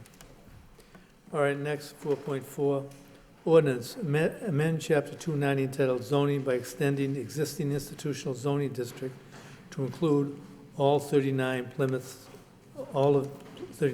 Street. Open hearing. There is, we do not have a planning board meeting prior to this hearing. There's no testimony. I need a motion to continue the public hearing to June 26, 2018 at moved. 7 p.m. by Councilor Kennedy, second by Councilor Elliott, and second by Councilor Kennedy. Thank you. Next, utility public hearing. National Grid requests permission to install underground electric conduits along Quebec Street from Blossom Street to Maple Street. Open hearing. The petitioner wants the continuation to June 26th. Need a motion? So moved. By Councilor Kennedy, second by Councilor Elliott. Thank you. Next, communication from city manager, informational. First, A, marijuana business. Madam Manager. Thank you. Thank you, Mayor Samaras. There is a presentation that we have requested to make a brief presentation, Eric Slagle, regarding the marijuana business, and obviously separate and apart from what was just voted on, we are also in the process of entertaining and looking at companies that want to open marijuana business here in the city. And so you may either get calls or want to know what the process is. And so Mr. Slagle has a brief presentation as far as what the steps are in terms of authorizing or entertaining those. Thank you, Mr. Mayor, through you to the council. As the manager had mentioned, we are in the process right now of entertaining proposals from numerous different businesses who wish to come into the city of Lowell to operate a marijuana facility of one type or the other. And so, in the interest of time, this is going to be a relatively brief presentation. I know that the folks on the zoning subcommittee and many members of the council attended subcommittee meetings on the zoning for marijuana facilities. This is more about the process internally, about the host community agreement process. So in the beginning, I just want to go over just a very brief timeline that the council, I'm sure, is aware of. Back in November of 2016, the voters passed the ballot initiative, which would allow recreational marijuana in Massachusetts. That went through changes with the legislature and drafting of regulations by the Cannabis Control Commission. The ultimate result of those regulations was that in April 2018, the Cannabis Control Commission started to take applications for priority applicants at the state level. At the beginning of this month, in May of 2018, they began to take applications for all applicants to open marijuana businesses. One of the key portions of the application process to open a marijuana business in a municipality is a host community agreement is required with that municipality. So on May 15th, 2018, the City Council adopted the zoning regulations that were much discussed. And July 1st, is the date that that the state anticipates that the first adult use recreational marijuana sales can occur. In order to do that, there needs to be the businesses need to make the process through the license application procedure and obtain a facility and product and open at that time. So we're talking about a relatively short window between now and July 1st for that to happen. I've passed out color copies of the district map that reflects the locations in Lowell where it is possible to open a marijuana business under the zoning that was adopted by the council on the 15th. It's color-coded in two ways. It's very briefly, the green areas on the map are districts in which a business owner could open a cultivation or manufacturing facility. The orange areas on the map are places where a business owner could apply to open a dispensary of one type or another. So one of the things that we've worked on with the task force that the city manager set up regarding marijuana facilities is trying to determine what preferences we are going to give to the vast number of people who are coming. How are we going to decide who gets to open marijuana facilities in the city? These are in no particular order, but I wanted to let the council know some of the ideas that the task force has come up with. One is whether or not the property owner is going to be purchase or lease a vacant or underutilized parcel. And this way we can use the marijuana businesses to try to revitalize parcels in the city that are not currently used for their maximum potential. Number two, if they're doing cultivation facilities within the city of Lowell, this would specifically apply to folks who want to open a dispensary and sell marijuana products in the city. We would like to give preference to people who are also going to grow their marijuana in the city, because from kind of an economic development perspective, the cultivation and manufacturing facilities are the places where the jobs that come from the marijuana industry occur. The vast majority of jobs are in the cultivation and manufacturing facilities. So we would contemplate a preference to folks who are actually going to do that cultivation within the city of Lowell. If they already have cultivation outside the city, or if they have cultivation in the city, if they make a commitment to the expansion of that cultivation or manufacturing within the city, we would also give them a preference for that. This is something that came from the state regulations. Priority to women, minority, and/or veteran-owned businesses. This is specifically contemplated by the Cannabis Control Commission as their priority. Some of their priority applicants included folks who had been traditionally underserved by the traditional economy, and therefore they are looking for ways to give priority to these specific owned businesses. Obviously, a business plan demonstrating sufficient capital to adequately fund the operation.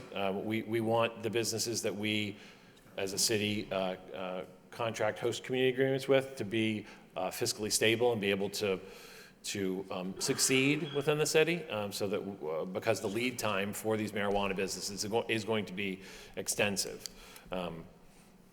A commitment to community impact or outreach above and beyond the requirements of the host community agreement. This is kind of a catch-all phrase. Some of the people who have come forward wanting to engage with the city in these host community agreements have had some fairly creative ideas about other things they could do to help the city, and we wanted to have some sort of preference to encourage that, to encourage those types of ideas. And the last one is the commitment to meeting and exceeding the leadership rating criteria laid out by the Cannabis Control Commission. In their regulations, the CCC has some aspirational guidelines that they want these cannabis industry to work towards.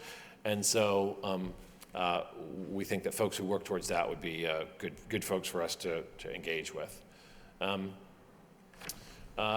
We have come up with a template of a host community agreement that we hope to use going forward. It's a fairly lengthy document, so I didn't include the whole thing, but there's some highlights that I did want the council to know about. We're allowed, as part of the host community agreement, under the regulations, to have not more than 3% of annual gross revenue as our community impact fee. So our draft host agreement does require that the cannabis industry, cannabis manufacturers or dispensary pay the city 3% of the their annual revenue. Please note, that's above and beyond the 3% local tax that the council already adopted. So this is a separate 3% that we're allowed to request in the host community agreements. To the extent allowed under law, we will request that the owners use their best efforts to hire local vendors for all their services. These that includes local vendors for the initial setup, so for any kind of contracting, plumbing, electrical work. We'd like them to use local vendors for that, and also for any kind of ongoing services such as cleaning and security, anything that they may need to be contracting with long-term. We're going to encourage them to use local vendors. We're also going to encourage them to do local hiring. We're going to ask them to commit to hire qualified local residents, because one of the reasons why we believe that the cultivation and manufacturing centers are a good thing is because of the jobs they provide, and we want those jobs to go to local residents to further stimulate the local economy. And finally, we're going to require that, especially for the cultivators and manufacturers, that they participate in the city's energy aggregation program. As I'm sure folks are aware, the cannabis industry is a very large consumer of energy, and having additional large consumers of energy participate in the city's energy aggregation program will give us a larger block of energy to sell on the market and will lower rates for all Lowell consumers. So that's one of the things that we think would be a benefit to the city. We are trying to funnel all the questions through the Development Services Office. So if you have any folks that contact you, or anybody in the public who has questions about this process, I've put the number up on the screen. That's the direct number to Development Services. You can speak to myself. I'm the director, Eric Slagle, or Christine McCall, who's the senior planner. We're both working on the issue. And I'd be glad to take any questions from the City Council if they have.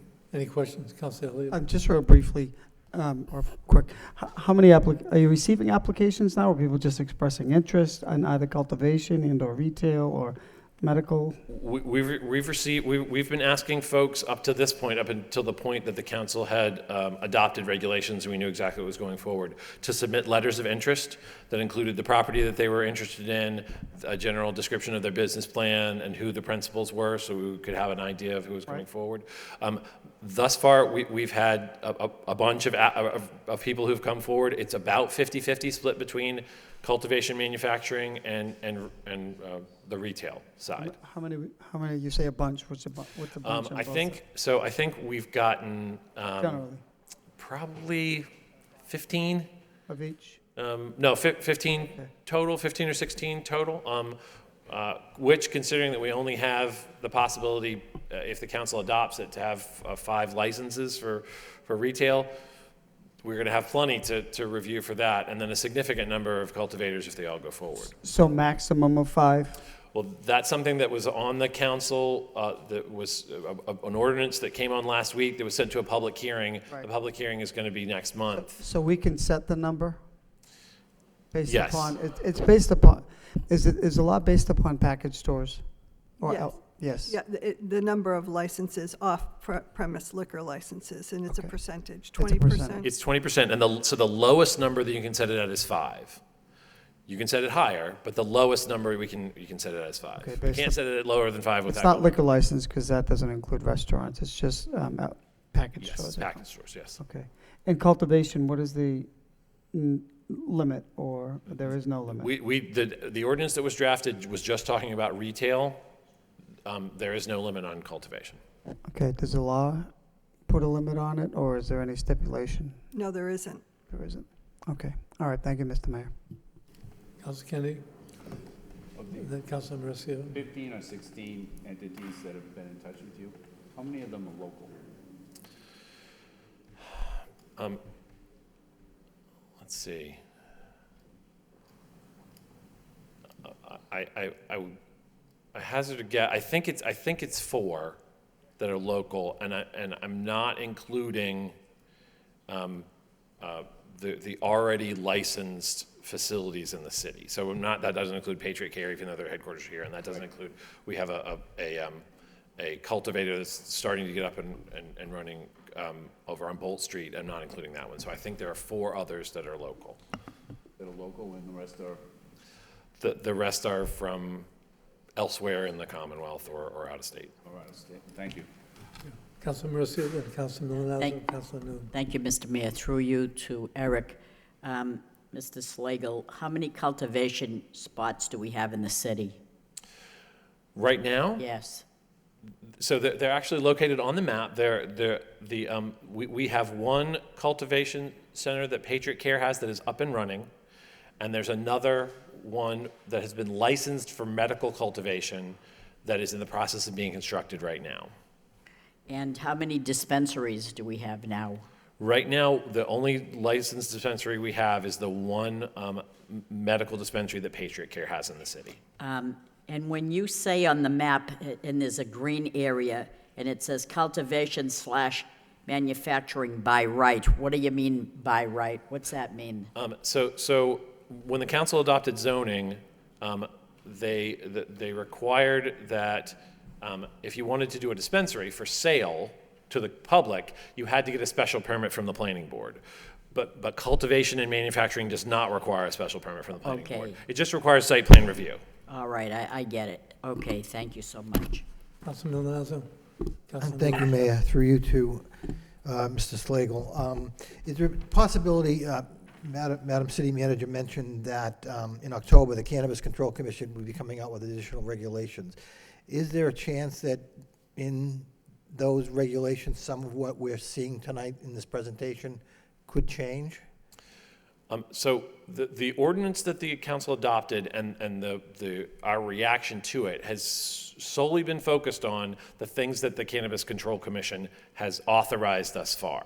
The zoning we passed specifically stated that you're not allowed to have on-site consumption, and so it is possible that the Cannabis Control Commission could act in a way that we would need to change that ordinance, but since we have no idea what their regulations are going to be, it's still kind of up in the air. Do you know if the Cannabis Control Commission actually collects all the various ordinances across the Commonwealth that have been approved so that they have kind of a baseline of information? Well, I know they've requested the information, but it's more of a voluntary request. They were asking people if they'd had ordinances to submit them. So we are going to submit our ordinance to the Cannabis Control Commission.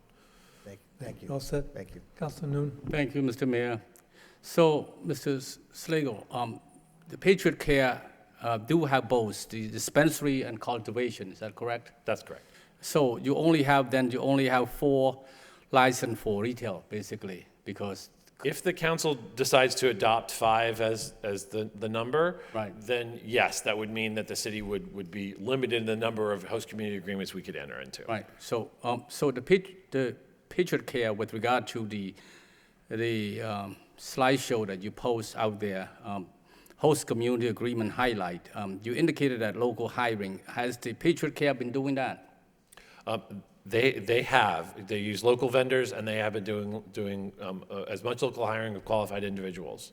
So the Patriot Care has been complied with all those 4 levels, that is community impact fee, the local vendor, local hiring, as well as the participation in the city energy aggregation. Okay, so that is actually not the case. So the Patriot Care is operating under the medical host community agreement, which did not have the 3% cap on it. So they are operating under the pre-existing host community agreement. They have not fully executed a host community agreement for retail yet, although it's in process. Should they do that in the future, then they would obligate to do that community impact fee. Is that correct? Yes. All right. So, all right. So you indicated that there's about 15 applicants, and 4 of those applicants is local. Is that correct? That's my estimate. Yes. Okay. So, would you update this council after the selection made with regard to the rest of the applicant, whether or not they meet those preference that you outline on this handout? Absolutely. Right. Thank you. Thank you. Councilor Kennedy. Thank you, Mr. Mayor. Through you, I just wanted to clarify 2 things. The Patriot Care, their cultivation facility, that's for medical. That is correct. Okay. The one that will come online in July, that's recreational, isn't it? So Patriot Care is going to be using the same cultivation facility for both medical and recreational dispensary. Right. So they're getting a separate license, but it's the same physical structure. And I'm talking about the new one. the new one is also medical. It's not The one on recreational? Bull Street is also medical. It does not have, they don't have a license for recreational. Okay. So even, and then the other thing that I was under the impression that that was recreational and that's why they were waiting. No, I think that they were waiting for the recreational kind of foundation to be set up, but they obtained their licenses to operate the facility under the medical system. Okay. And then the other thing is, although Patriot Care is not paying that 3%, they do pay a premium, don't they, of about $75,000 or something? They do. They pay. It was $75,000 annually. It just was scheduled to go up to $100,000 annually for their medical, just for the medical cultivation center and dispensary. Okay. And what would the 3%, what would that amount to approximately? Do you have an estimation for that? That's a very good question. So we were trying to figure out approximately what the estimation was. I mean, I would conservatively say the medical is probably around 5 or 6 million that they're doing in medical. And so, 10% of that is going to be, I mean, 50,000 is 1%, so it's 150,000 for 3% of 5 million, right? I think that's right. So, yeah, so that's, but in Colorado, in last year's sales in Colorado were $450 million for medical and $900 million for recreational. So I would expect an increase of maybe not that amount of an increase in the first year, but I would expect an increase in sales in the first year. Can I just, that's in Colorado, right? Yes. And they've had legalized marijuana for several years. And there's still a market for medical marijuana? Yes. So why would you want to have medical marijuana if you can get recreational marijuana? Why would you need a prescription if you can just get, let's call recreational marijuana over the counter, for instance? Because you don't have to pay the taxes. Okay. You don't, the taxes are on adult use recreational marijuana, but not on medical. Okay. And also, some people actually use it for medical purposes. Okay. All right, thanks. Thank you. Any further discussion? Madam Manager, you all set? Nope, all set, thank you. Thank you. Next is West Street Flood Pump Station Project. Madam Manager? Yes, thank you. And through you, Mr. Mayor, to the council, Mark Young is here. As you can see, he can briefly address the council. We are asking that this matter, this update on the flood control project be referred to the flood subcommittee. It will affect many property owners over in that vicinity, and with your permission, I'd ask Mr. Young to address the council. Council, we'd like to give you an update on the completion of the West Street Flood Pump Station, which was the last of the 3 deficiencies that the city had to address in order to get the flood control system recertified by the Army Corps of Engineers. And then, once that's done, FEMA will redraw the flood maps, and those families and homes that were behind the levee that were affected by flood insurance when the system was decertified can be taken off the flood map, and they will no longer have to be paying that insurance. This is great, fantastic news for those 100-plus residences that were affected by the decertification of the levee system. When will that happen? Motion to refer to the flood subcommittee. When it will happen, you expect to send notices out next week? Or? Yes.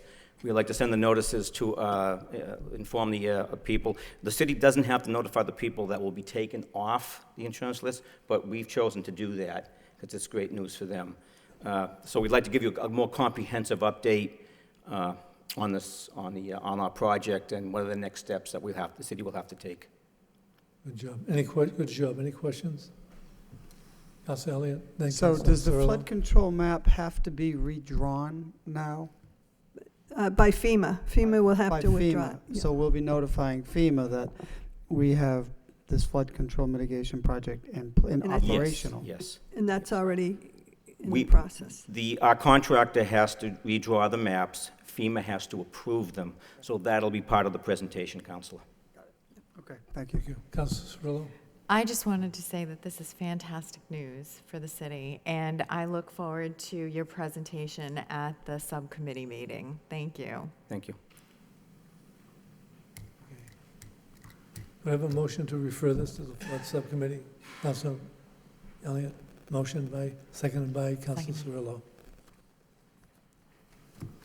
All in favor? Thank you. All right. I need a motion to accept and place on file. So moved. So moved by Councilor Kennedy, Second. seconded by Councilor Mercia. Very good. Okay, next, votes from the city manager. Vote, accept timely receipt of budget fiscal year 19. Waive the full reading, second reading by title. Accept timely receipt of budget for fiscal year 2019. Need a motion to adopt So moved. by Councilor Elliott, seconded by Councilor Mercia. Any discussion? Councilor, Motion I'm is- sorry, Madam Manager? Set a public hearing. Thank you, Mr. Mayor. Everybody should have received the budget on your desk this evening, and we are asking it to be referred to a public hearing for June 12th. We do have a brief presentation, if the council would like to hear that this evening regarding the budget. Just a few slides to kind of introduce the issue. Again, this is a extensive document that I know the council will need the next few weeks to digest, but if that is the wish of the council, we can certainly give this presentation. The slide presentation you should have also received on your desks tonight. Motion to allow the city manager to make a presentation. And I will make this brief. I know we've had lots of presentations tonight, but let me just say, obviously, this budget, as we've talked about on a number of occasions over the last month or so, is a challenge, and it certainly was a challenge coming into the fiscal year. There was a draft budget in hand when I came in, and then we continued to work on it to try and refine it more and try and save more money. Just quickly, let me just run through what the major challenges were, and these are the highlights. First, and this is again in no particular order, there was a $1.6 million increase in the pension assessment this year over last fiscal year. There's also, in addition to that, we have every collective bargaining agreement expiring on June 30th.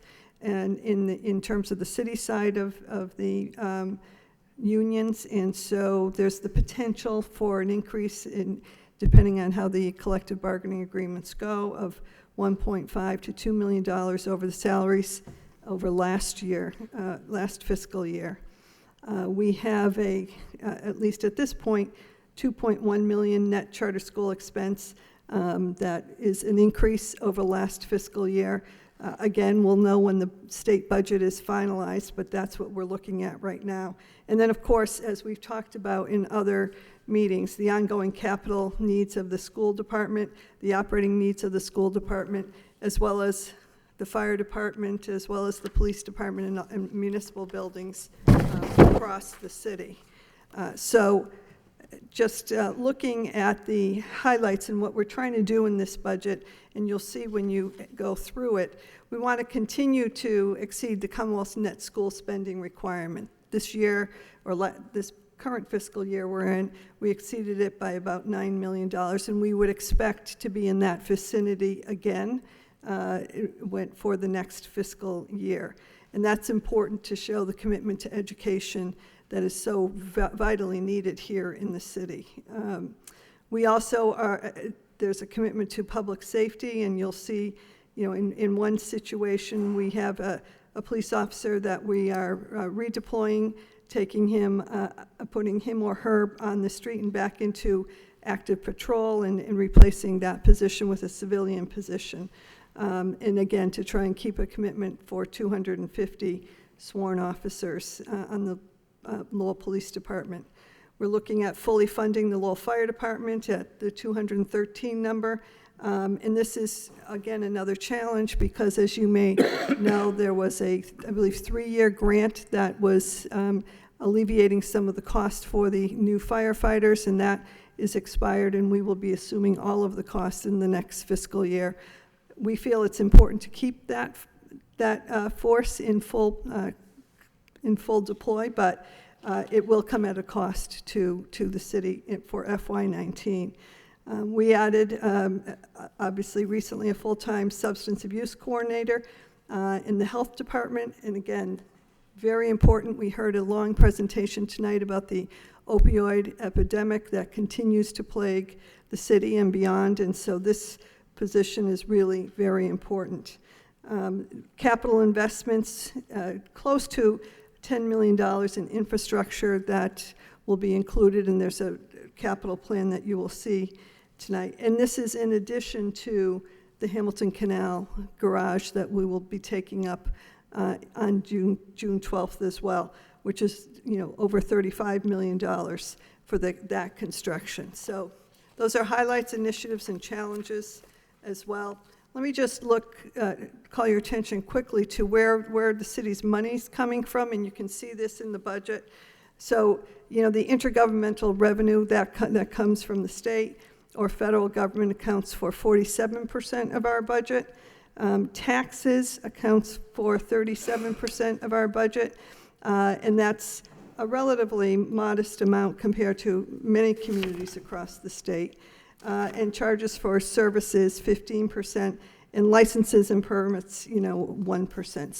So the purple part of the chart shows that the money is coming from either the state, largely the state, and federal government. And then the next chart shows you, again, where the appropriations, where the funds are being spent. So when you look at education, and we include a number of factors, including capital improvements, 45% of our budget is going to education and related amounts. Debt service is showing at 6% for capital improvements. General government expenses is 25%. That's the lighter blue wedge of the wheel. Public safety is 12% of our budget, and that's the red wedge. And then public works, 10% of the budget. And then much smaller amount, human services, that's 1%, and culture and recreation is 1% barely. So that just gives you a visual of where the money is being spent in this fiscal budget. So we certainly look forward to discussing it in further detail, and I'm happy to answer any questions, but as I said, the document before you is I think, robust. It has lots of detail, as I mentioned previously. It's very, very lean. We did, when we started here a month and a half ago, began meeting with departments and made further cuts. The reason for that is because this is relying on a tax increase of 2%. We wanted to make sure we kept a modest 2%. It also is relying on 2% or $2 million from the stabilization fund that we want to pay back. And we're trying to be mindful of all the capital needs of the city, and as well as what will be coming on in the not too distant future, and that is the Lowell High School. So that's just a quick snapshot of the budget document. Thank you. Any questions, Councilor Kennedy? Excuse me, what's the motion that we have before us? Motion before you, Councilor, is the timely receipt of the fiscal 19 budget. Okay, and we need to set And a public hearing. public hearing? That's the next Timely one. receipt is not a public hearing. No. The next item on a vote will be for For the public hearing. Okay. It's just to accept, so. We're all set at roll call. I'm sorry. Councilor. Just real briefly, thank you, Madam Manager. As you met, I think it's appropriate where the title is Major Challenges, and they are challenges. I just had a couple of quick questions. The pension assessment for, over FY18, are we going to start seeing a decrease? I know it's been escalating over a number of years, so we could get to fully fund as required by PERAC. Are we going to see a decrease in that liability in the near future? Because I know it's all consuming, and what growth we get from businesses and other things, that's an area that consumes lots of tax Thank levy. you. I'll ask Connor Baldwin, the CFO, to answer that. He's familiar with where we've been and where we're headed. Is it 2032 fully? We're on a funding schedule to fully fund the pension obligation by 2036. 36. After that time, we'll be pay-as-you-go on a pay-as-you-go basis. Right now, we're funding the ARC of the pension obligation, so it still will be some time before we see a significant decrease in the pension appropriation, or not an increase like we see each year. So we can expect increases in and around this much until that time. Until 2030, until 2036? Approximately, yeah. Okay, I mean, and that's set by the state. We have little control over that assessment. It's an assessment by PERAC. The actuarial study is updated every couple of years, which resets the formula for funding. So the amounts are subject to minor fluctuation. However, it's a relatively steady increase year over year. Just for the people at home, so they know that when we look at a 2%, it's a marginal increase from the levy, but in one fell swoop, I mean, between pension liability and charter schools, we're back to zero. So it's, that's why we talk about economic development. We need more businesses in, but it really hurts, and that's why we're adding. I don't think we're adding at 2 positions, and we're keeping everything very lean. Okay. Councilor Conway. Yeah, thank you, Mr. Mayor. I'll be very brief. I appreciate that report, Madam Manager. I just wanted to make one quick comment so that, there's a misconception out there by the taxpayer that when we take a look at the presentation like this, on the surface, it looks like 45% of the budget goes to education. But in reality, out of that 45%, so that's $178,251,000 and change, what percentage actually comes from the federal government out of that 178 million? From the federal, do we have that breakout? So the amount in that pie chart is for all educational purposes, which includes both the Lowell Public Schools as well as the assessment to the city for the Greater Lowell Vocational School, as well as our assessment for the Essex Agricultural School. There are a few students from Lowell who attend that technical school, and we're assessed for their tuition.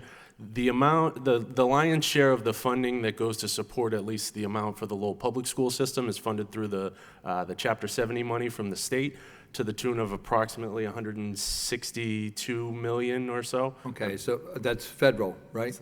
No, state. That's from the state. I'm sorry, from the state. So you've got 162 million, and we're dealing with 178. So what is the contribution by the city? 162 is the total appropriation for the schools. In the budget book, it details out the amount that is funded by Chapter 70, and then the tax levy support, which is about $15 or $16 million. So it would be that ratio of 150 million to 16 million, 15, Okay, I just want to make the point there to the public that the average person out there I've talked with, they think that, the taxpayer in Lowell is paying $178 million for education, which it isn't. And I think we need to clarify that to make sure that our contribution versus the state and the federal is completely different. Do you understand what I mean on that? Yes, Chapter 70 certainly in the city of Lowell funds the vast amount of the educational dollars. And the federal figure we'll have to get you, but Right. Chapter 70 is the Okay. main funding source outside of the taxpayers of the city of Lowell. Okay, I just wanted to add that. Thank you. Further discussion? Roll call. Councilor Elliott. Yes. Counsel Kennedy. Yes. Counsel Leahy. Yes. Counsel Mercia. Yes. Counsel Milonazo. Yes. Counsel Noon. Yes. Mayor Samaras. Yes. Counsel Cirillo. Yes. Counsel Conlon. Yes. 9 yeas. Thank you. Next, vote approve fiscal year 19 budget appropriation. Motion to refer to a public hearing on June 12, 2018 at 7 p.m. In a second by Councilor Conway, second by Councilor Kennedy. All right, next, any discussion? No, it's a hearing, so we're all set. Next is vote endorse the fiscal 19 FY23 capital plan, waive the full reading, second reading by title. Authorizing endorsement of the fiscal year 2019, fiscal year 2023 proposed capital plan. I need a motion to adopt. Mr. Mayor, can we delay action on this until the 12th? There's no need to vote on this evening, is there? This would go to a public hearing for the 12th as well. For the 12th as well? Right. Okay. You all set? Yeah. Okay, so motion to accept by Council Conway, second by Council Mercia. Any discussion? Madam Manager? Yeah, again, we do have a short slide presentation if the council wants to hear it tonight, or we can do it on the 12th as well. And all this does is that it outlines where the money, especially on the capital plan, the projects that are anticipated over the next year. As I mentioned earlier, it's approximately a $10 million capital plan. But in addition to that, there are other expenditures outlined, including the Hamilton Canal, and Lord Overpass, Tanner Street realignment, so there's a number of other factors. But depending on the wish of the council, we can certainly make the presentation on the 12th as well. What's the 12th? 12th. Okay, fine, thank you. And just lastly, Mr. Mayor, I just wanted to thank the CFO, Connor Baldwin, and the Assistant CFO, Heather Varney, for working hard on the budget document and on the presentations, both for tonight and I'm sure for the 12th.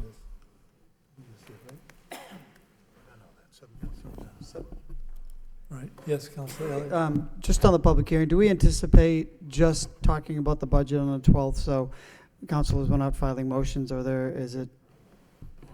are we setting aside that particular meeting? Because we go on the, every other week, we're on the summer schedule now. So just wanted to make sure that we perhaps either not filing motions or what the thought is. Just for the council's information, so in addition to the budget, the capital plan, the Hamilton Canal Garage will also be on that evening, as well as some other issues having to do with sewer rate and the parking fees. So it will be a full agenda of hearings that night.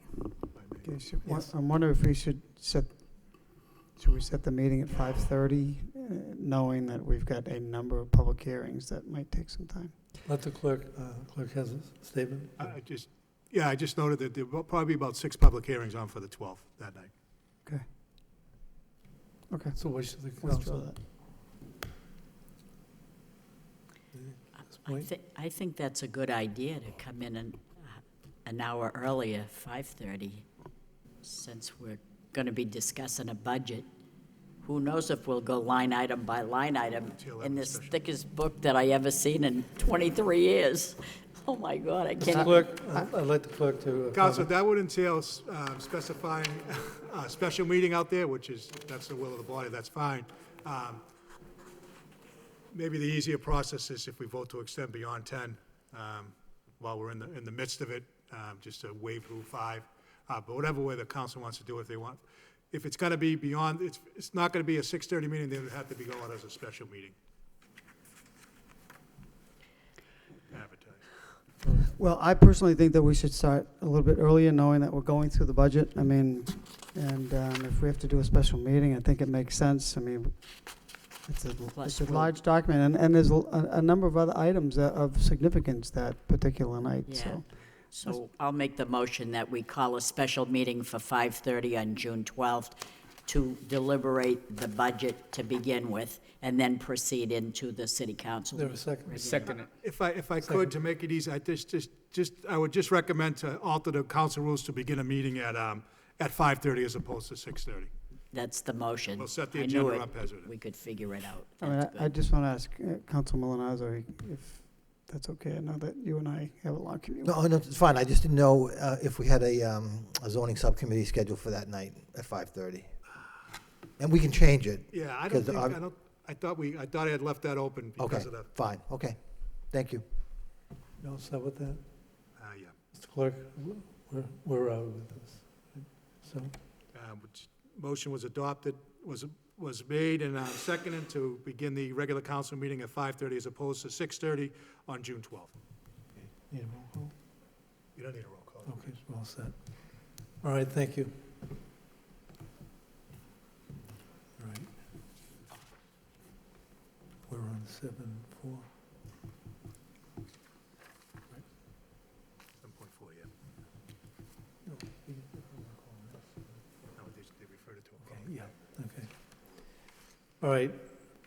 Vote applied, accept and expend $40,000 from the Department of Environmental Protection Sustainability Materials Recovery Program grant. Waive the full reading, second reading by title. Authorize the city manager to apply for and accept and expend funds in the form of grant from the Massachusetts Department of Environmental Protection, Mass DEP, under the Sustainable Materials Recovery Program for the use in the City of Lowell recycling program and administered through the Department of Public Works. I need a motion to adopt by Councilor Seconded. Kennedy, second by Councilor Cirillo. Any discussion? Roll call. Councilor Elliott. Yes. Councilor Kennedy. Yes. Councilor Leahy. Yes. Councilor Mercia. Yes. Councilor Milonazo. Yes. Councilor Noon. Mayor Yes. Samaras. Yes. Councilor Cirillo. Yes. Councilor Collins. Yes. 9 yeas. All right, 7.5, vote to authorize city manager to execute lease agreement with Degmar Development Corporation, Centerville Police Station. Waive the full reading, second reading by title. Authorize the city manager on behalf of the city of Lowell to enter into a lease agreement with Degmar Developmental Corporation with the principal place of business at 258 West Manchester Street, Lowell, Mass. 01852 for property located at 399-401 Bridge Street, Lowell, Mass. 01850 address. I need a motion to adopt by Councilor So moved. Cirillo and seconded by Councilor Noon. Any discussion? Councilor Milonazo. I'm going to support the vote, but again, just in going back to what we heard tonight from former Councilor Corey Belanger and the fact that the Centerville neighborhood is a problem for us relative to opioids. I actually was at a restaurant on Bridge Street not too long ago, and I would say that of a dozen people inside, 5 or 6 looked like they were active users in this particular restaurant. So I'm just hoping that this Bridge Street location is making a positive difference in that neighborhood. Again, I'm going to support the vote, but at the end of the day, I'm hoping it's making a positive difference, that they're there and that they're making, like I said, a positive impact on the neighborhood. Thank you, Councilor Milonazo. Councilor Cirillo, then Councilor Mercia, then Councilor Elliott. Yes, I have walked around Bridge Street and spoken to the business owners, and they're very happy to have that police station right there. And they feel that crime has gone down, that they feel safer, and they're actually very happy to have the police station there. So I have spoken to the businesses, and they do feel that it's been a wonderful addition to that area. Thank you. Councilor Mercia, then Councilor Elliott. On Bridge Street, we do have a police station on Bridge Street. This is somewhere else we're going to have a substation. Is this the case? Oh, it's within the police department. It's within that department. Do we have any other substations other than the one that we'll be voting on tonight and the one on Middlesex Street near the Boys and Girls Club?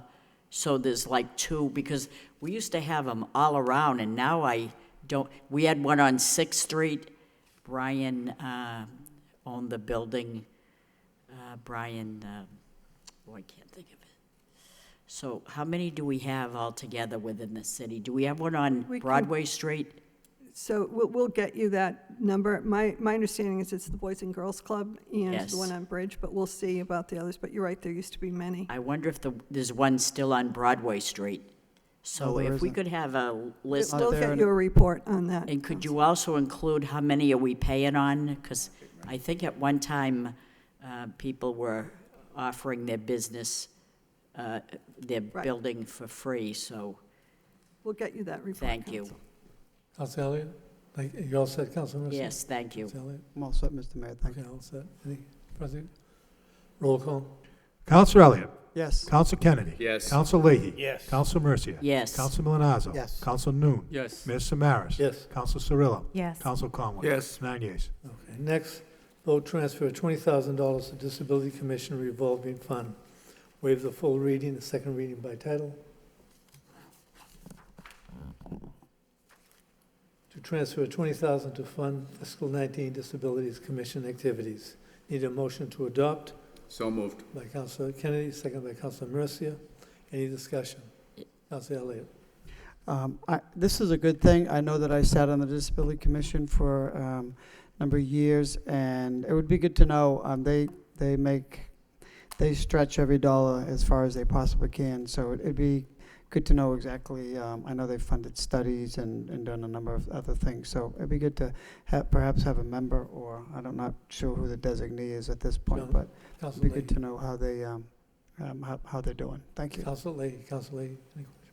Any Just for the vote, I still sit on that commission, so just to acknowledge that. Councilor Mercia.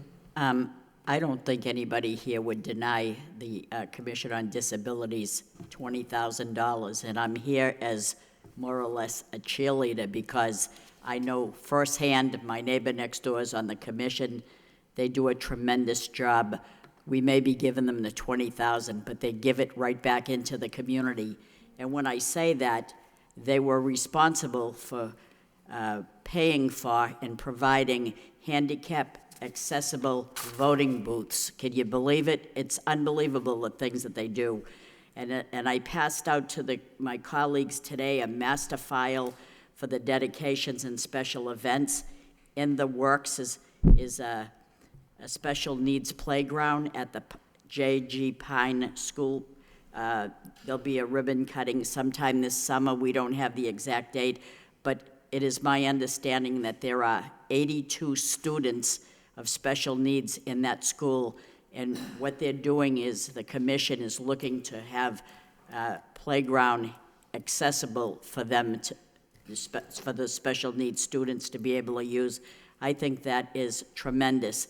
And if we remember some years ago at the Gage Field, their money supported handicap swings for the people and the children. When we think about children, we sometimes forget that the playground equipment, if you're a special needs child, you can't use everything like that. So they have been instrumental in making sure that things are done all over to be accessible to people with special needs situations. So thank you so much for letting me say that. They're worth their weight in gold, I tell you. Thank you so much. I agree with you, Councilor. Councilor Milonazo, did you have a question? You all set? All set? Roll call. Councilor Elliott. Yes. Council Kennedy. Yes. Council Leahy. Yes. Council Mercia. Yes. Council Milonazo. Yes. Council Noon. Yes. Mayor Samaras. Yes. Council Cirillo. Yes. Council Conway. Yes. 9 yeas. All right, orders from the city manager, loan order 2019 capital improvement. Motion referred to public hearing on June 12, 2018 at 7 p.m. So The moved. motion by Second. Council, by Councilor Kennedy, second by Councilor Cirillo. Loan order construction. Motion referred to public hearing on June 12, 2018 at 7 p.m. Need a motion? So By moved. Councilor Kennedy, second by Councilor Conway. Ordinance from the city manager. Ordinance to amend Chapter 272 to 87 titled Annual Sewer Use Charge. Motion referred to public hearing on June 12, 2018 at 7 p.m. Motion by Councilor Elliott, second by Councilor Cirillo. Thank you. Next, 9.2, order amend Chapter 272, Article 6, 272 to 86 meter service water. Motion referred to a public hearing on June 12, 2018 at 7 p.m. I need a motion to. So moved. So moved. By Councilor Conway, seconded by Councilor Kennedy, but Mr. Mayor. Mr. Clerk wants to make a statement. Just one note on this item.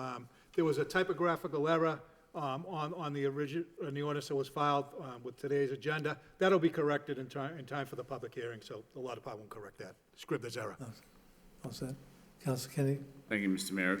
If items 9.3, 9.4, 9.5 are all going to public hearing, I would move that we bundle those together and send them to I think public hearing. they're all moneyed situations. I think we have to keep them separate.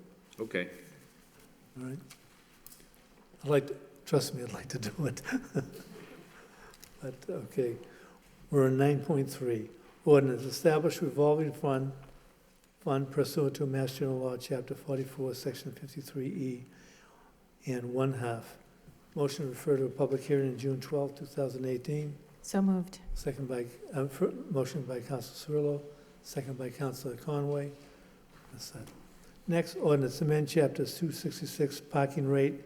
Motion to refer to public hearing on June 12, 2018 at 7 p.m. Motion to accept by Councilor Noon, second by Councilor Milonazo.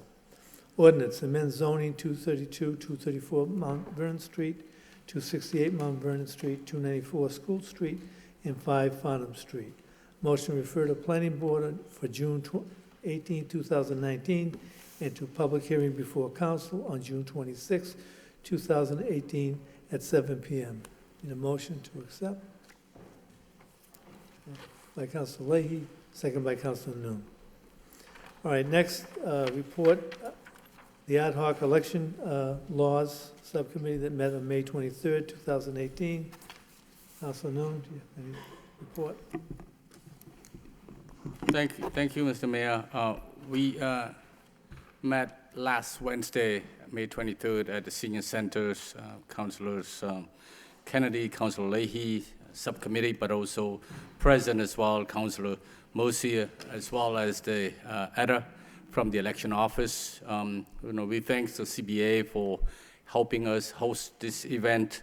The idea of it is the, as you said it before the meeting, before we even talk about it, is that to get input from the community is key to decide if change is needed. If so, what kind of change?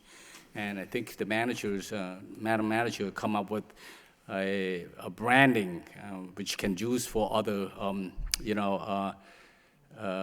issues that is low on election, low on economic development, so low listen on certain things. So we say low listen on election law.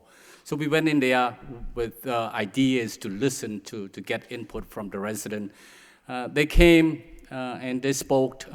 We split the group into small groups so that they, feel free to, having dialogue among themselves, and then one presenter from each table will come up and, spoke as a representative from that table, and, if any member from that table like to add to it, they're welcome to do that.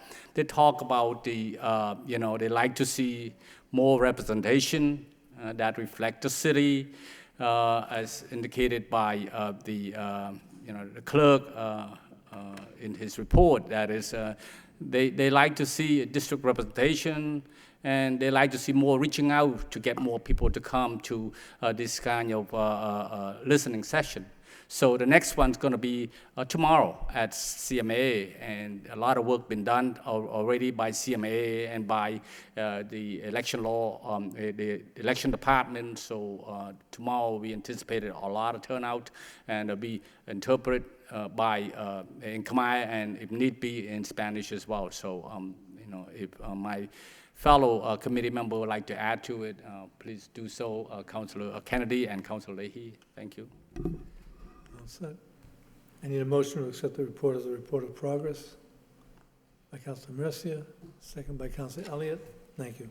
Let's make it. Yes. Could I ask the chairman what time that meeting is tomorrow? It's 6:30, Councilor Elliott, and that's what CMA is saying, that they'll be able to do that. So thank you. All set. All right, next, Municipal Facilities Subcommittee, May 29, 2018. Councilor Leahy. Thank you. Tonight, the Municipal Facilities Subcommittee met. Myself, Councilor Cirillo, Councilor Kennedy. All councilors were in attendance between the veterans program that went on and the meeting. Also, city manager was present. So we met and we went over the report that we got from the fire chief earlier this month. Fire chief gave a presentation on the condition of the 10 buildings that we use for our firehouses and training centers. We had a long debate, well, not a long debate, we had a long discussion on different issues and what the priorities were. There's a couple of floors in a couple of firehouses that need attention.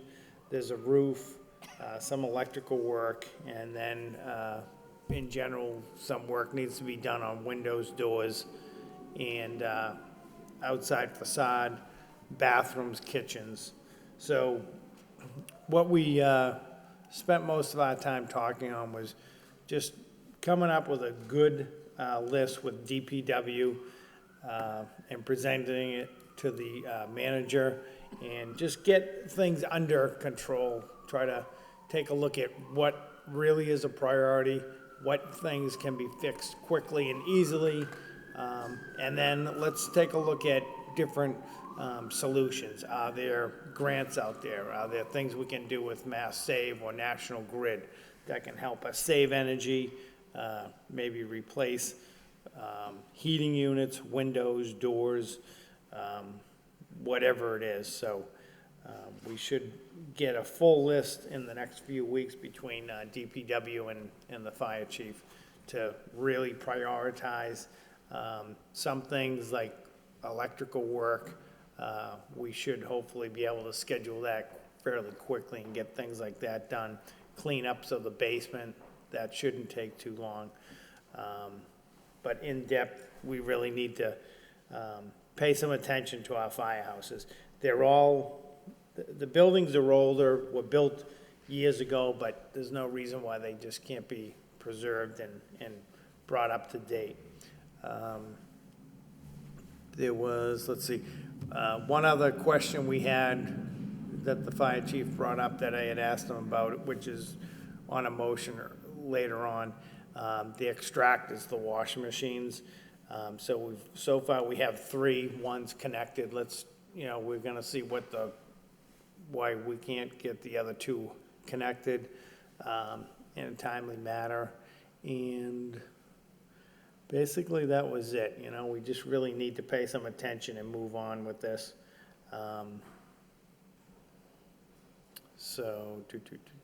Oh, and the other big discussion that came out of the meeting was our 2 training facilities. We should take a look at seeing if we can find new homes for the training center that's on Rogers Street and fire prevention on Mammoth Road. We should really try to move that site and try to get a better building, and then take a look at what our options are for those 2 facilities. So there was a report of progress. We're going to try to meet up in the fall and see where we are at that point. So if anybody else has any further discussion or comments, no. So that's I it. need a motion to accept the report as a report of progress by Councilor Kennedy, second by Councilor Mercia. Thank you. We have council motions by Councilor Elliott and Councilor Leahy. No need for a second. Requires city manager report on the status of funding for turnout gear for the Lowell Fire Department. Councilor Elliott. Excuse me, thank you, Mr. Mayor. This will be brief. If Madam Manager had given the presentation, I would have realized that for turnout gear, there is $675,849 put into the capital plan for turnout gear, and I think that's important, knowing the age of the turnout gear for the firefighters. Some are, I think it's referred to as level 1 or level 2. One of the 2 is some of the gear is 10 years old. It's the leading cause of death in firefighters is old gear with contaminated material on it. So I think between this and the next motion, I think that's important to keep our firefighters in safe. safe gear that they can, that they should have. And secondly, it's a safety and health issue. So just a follow-up, the 675, is that over a period of years? Because I know last year we purchased 50 sets of turnout gear, and there's still another 80. Is that correct, Chief? Am I got my numbers? Councilor, we purchased 86 sets of turnout gear this past year and about 20 the year before. Okay, so I had my numbers reversed. Okay. And how many, at the minimum, what is the balance of sets still need to be purchased? Would like to get each firefighter with one new set right now and have one older set for a backup. That's what it is. Okay. Very good. Well, this answers my question. It's there is money in the capital plan for this, so thank you. Councilor Leahy, then Councilor Noon. Yep, thank you. So I just wanted to, the motion speaks for itself, but we want to keep the momentum going on this. So we've made progress with replacing some of the turnout gear, and I may have mentioned a couple of times to the CFO that this is important. And so if we can find money anywhere, along with probably, Chief, we're going to keep going with the grants. Can we still apply for grants this year? Yes, we've already applied for a grant for both turnout gear and SCBA's as well as a truck this year. Okay, so I mean, just let's keep going. We're really making good progress on this. I know it takes a little bit of time. It's expensive, but it's worth it. So, thank you. Madam Manager. Thank you, Mr. I just want to clarify the 675,000. The majority of that is the FEMA grant that we're applying for, although we have budgeted for our match in the budget as well. So we're certainly hopeful that we get that grant again. All right. I believe we were close last time when we applied for it, so hopefully this time we'll get it. Thank you. Councilor Noon. Thank you, Mr. Mayor. I think, this is very, very good motion, both motions, and the next one as well. The firefighter, every time they go out on call, they put their life on hold. They put their life on the line, for us. So the least we could do, this is a great, great motion, both of them. So I think it's a great idea. Thanks. Thank you. All set. Next motion by Councilor Elliott. Councilor Leahy doesn't need a second. Requires city manager provide a report regarding the status of the installation of washer injector units in the firehouse. Again, Councilor Elliott. Thank you. Councilor Leahy did touch on it during the municipal subcommittee report. So we purchased the equipment, and I think the chief came before us and pleaded a very good case, which is why he appropriated it. I guess just the timing of it. I mean, I know there were some other issues that DPW had to address to it. Will we be close to installing these, this high-end equipment sometime soon? Chief, you maybe can answer this. My understanding was that one is installed, one was delivered and installed, 2 others have been delivered. They're yet to be installed. That's correct. We have one that's up and running. We have 2 that have been delivered. They just have to have the plumbing and the electric hooked up.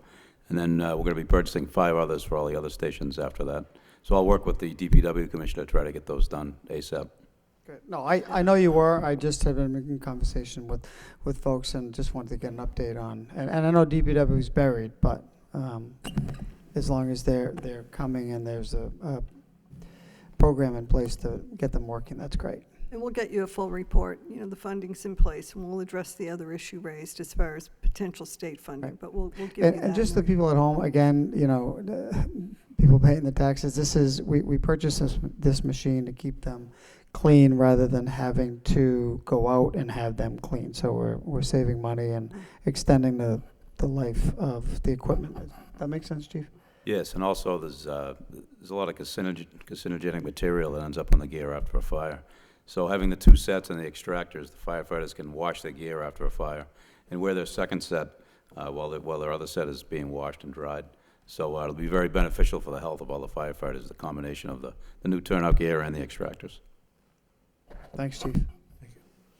Thank you. Just so what we touched upon too is we're in the process of purchasing 5 more machines. That's correct.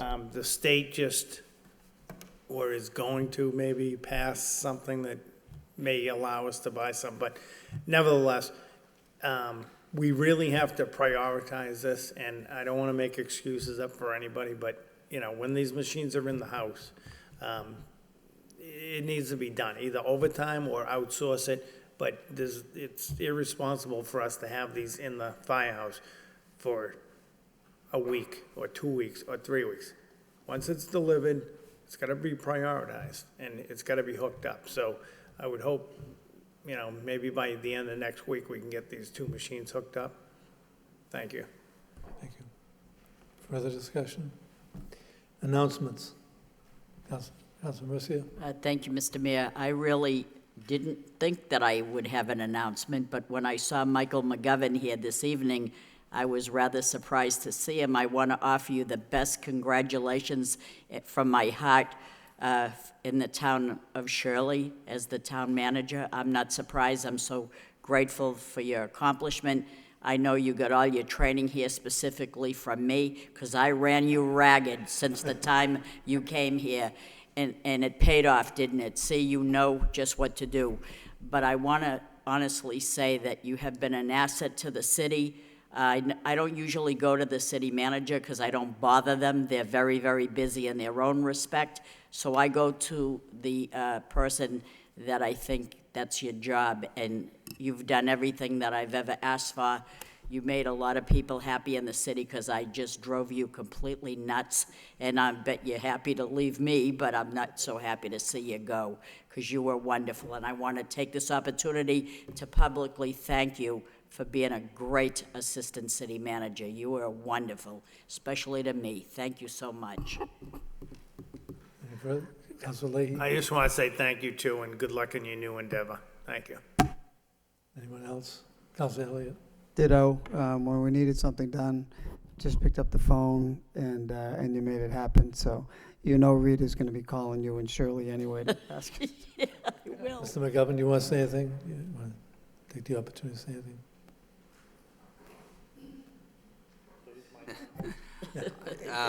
Yeah, I have no choice. No, thank you.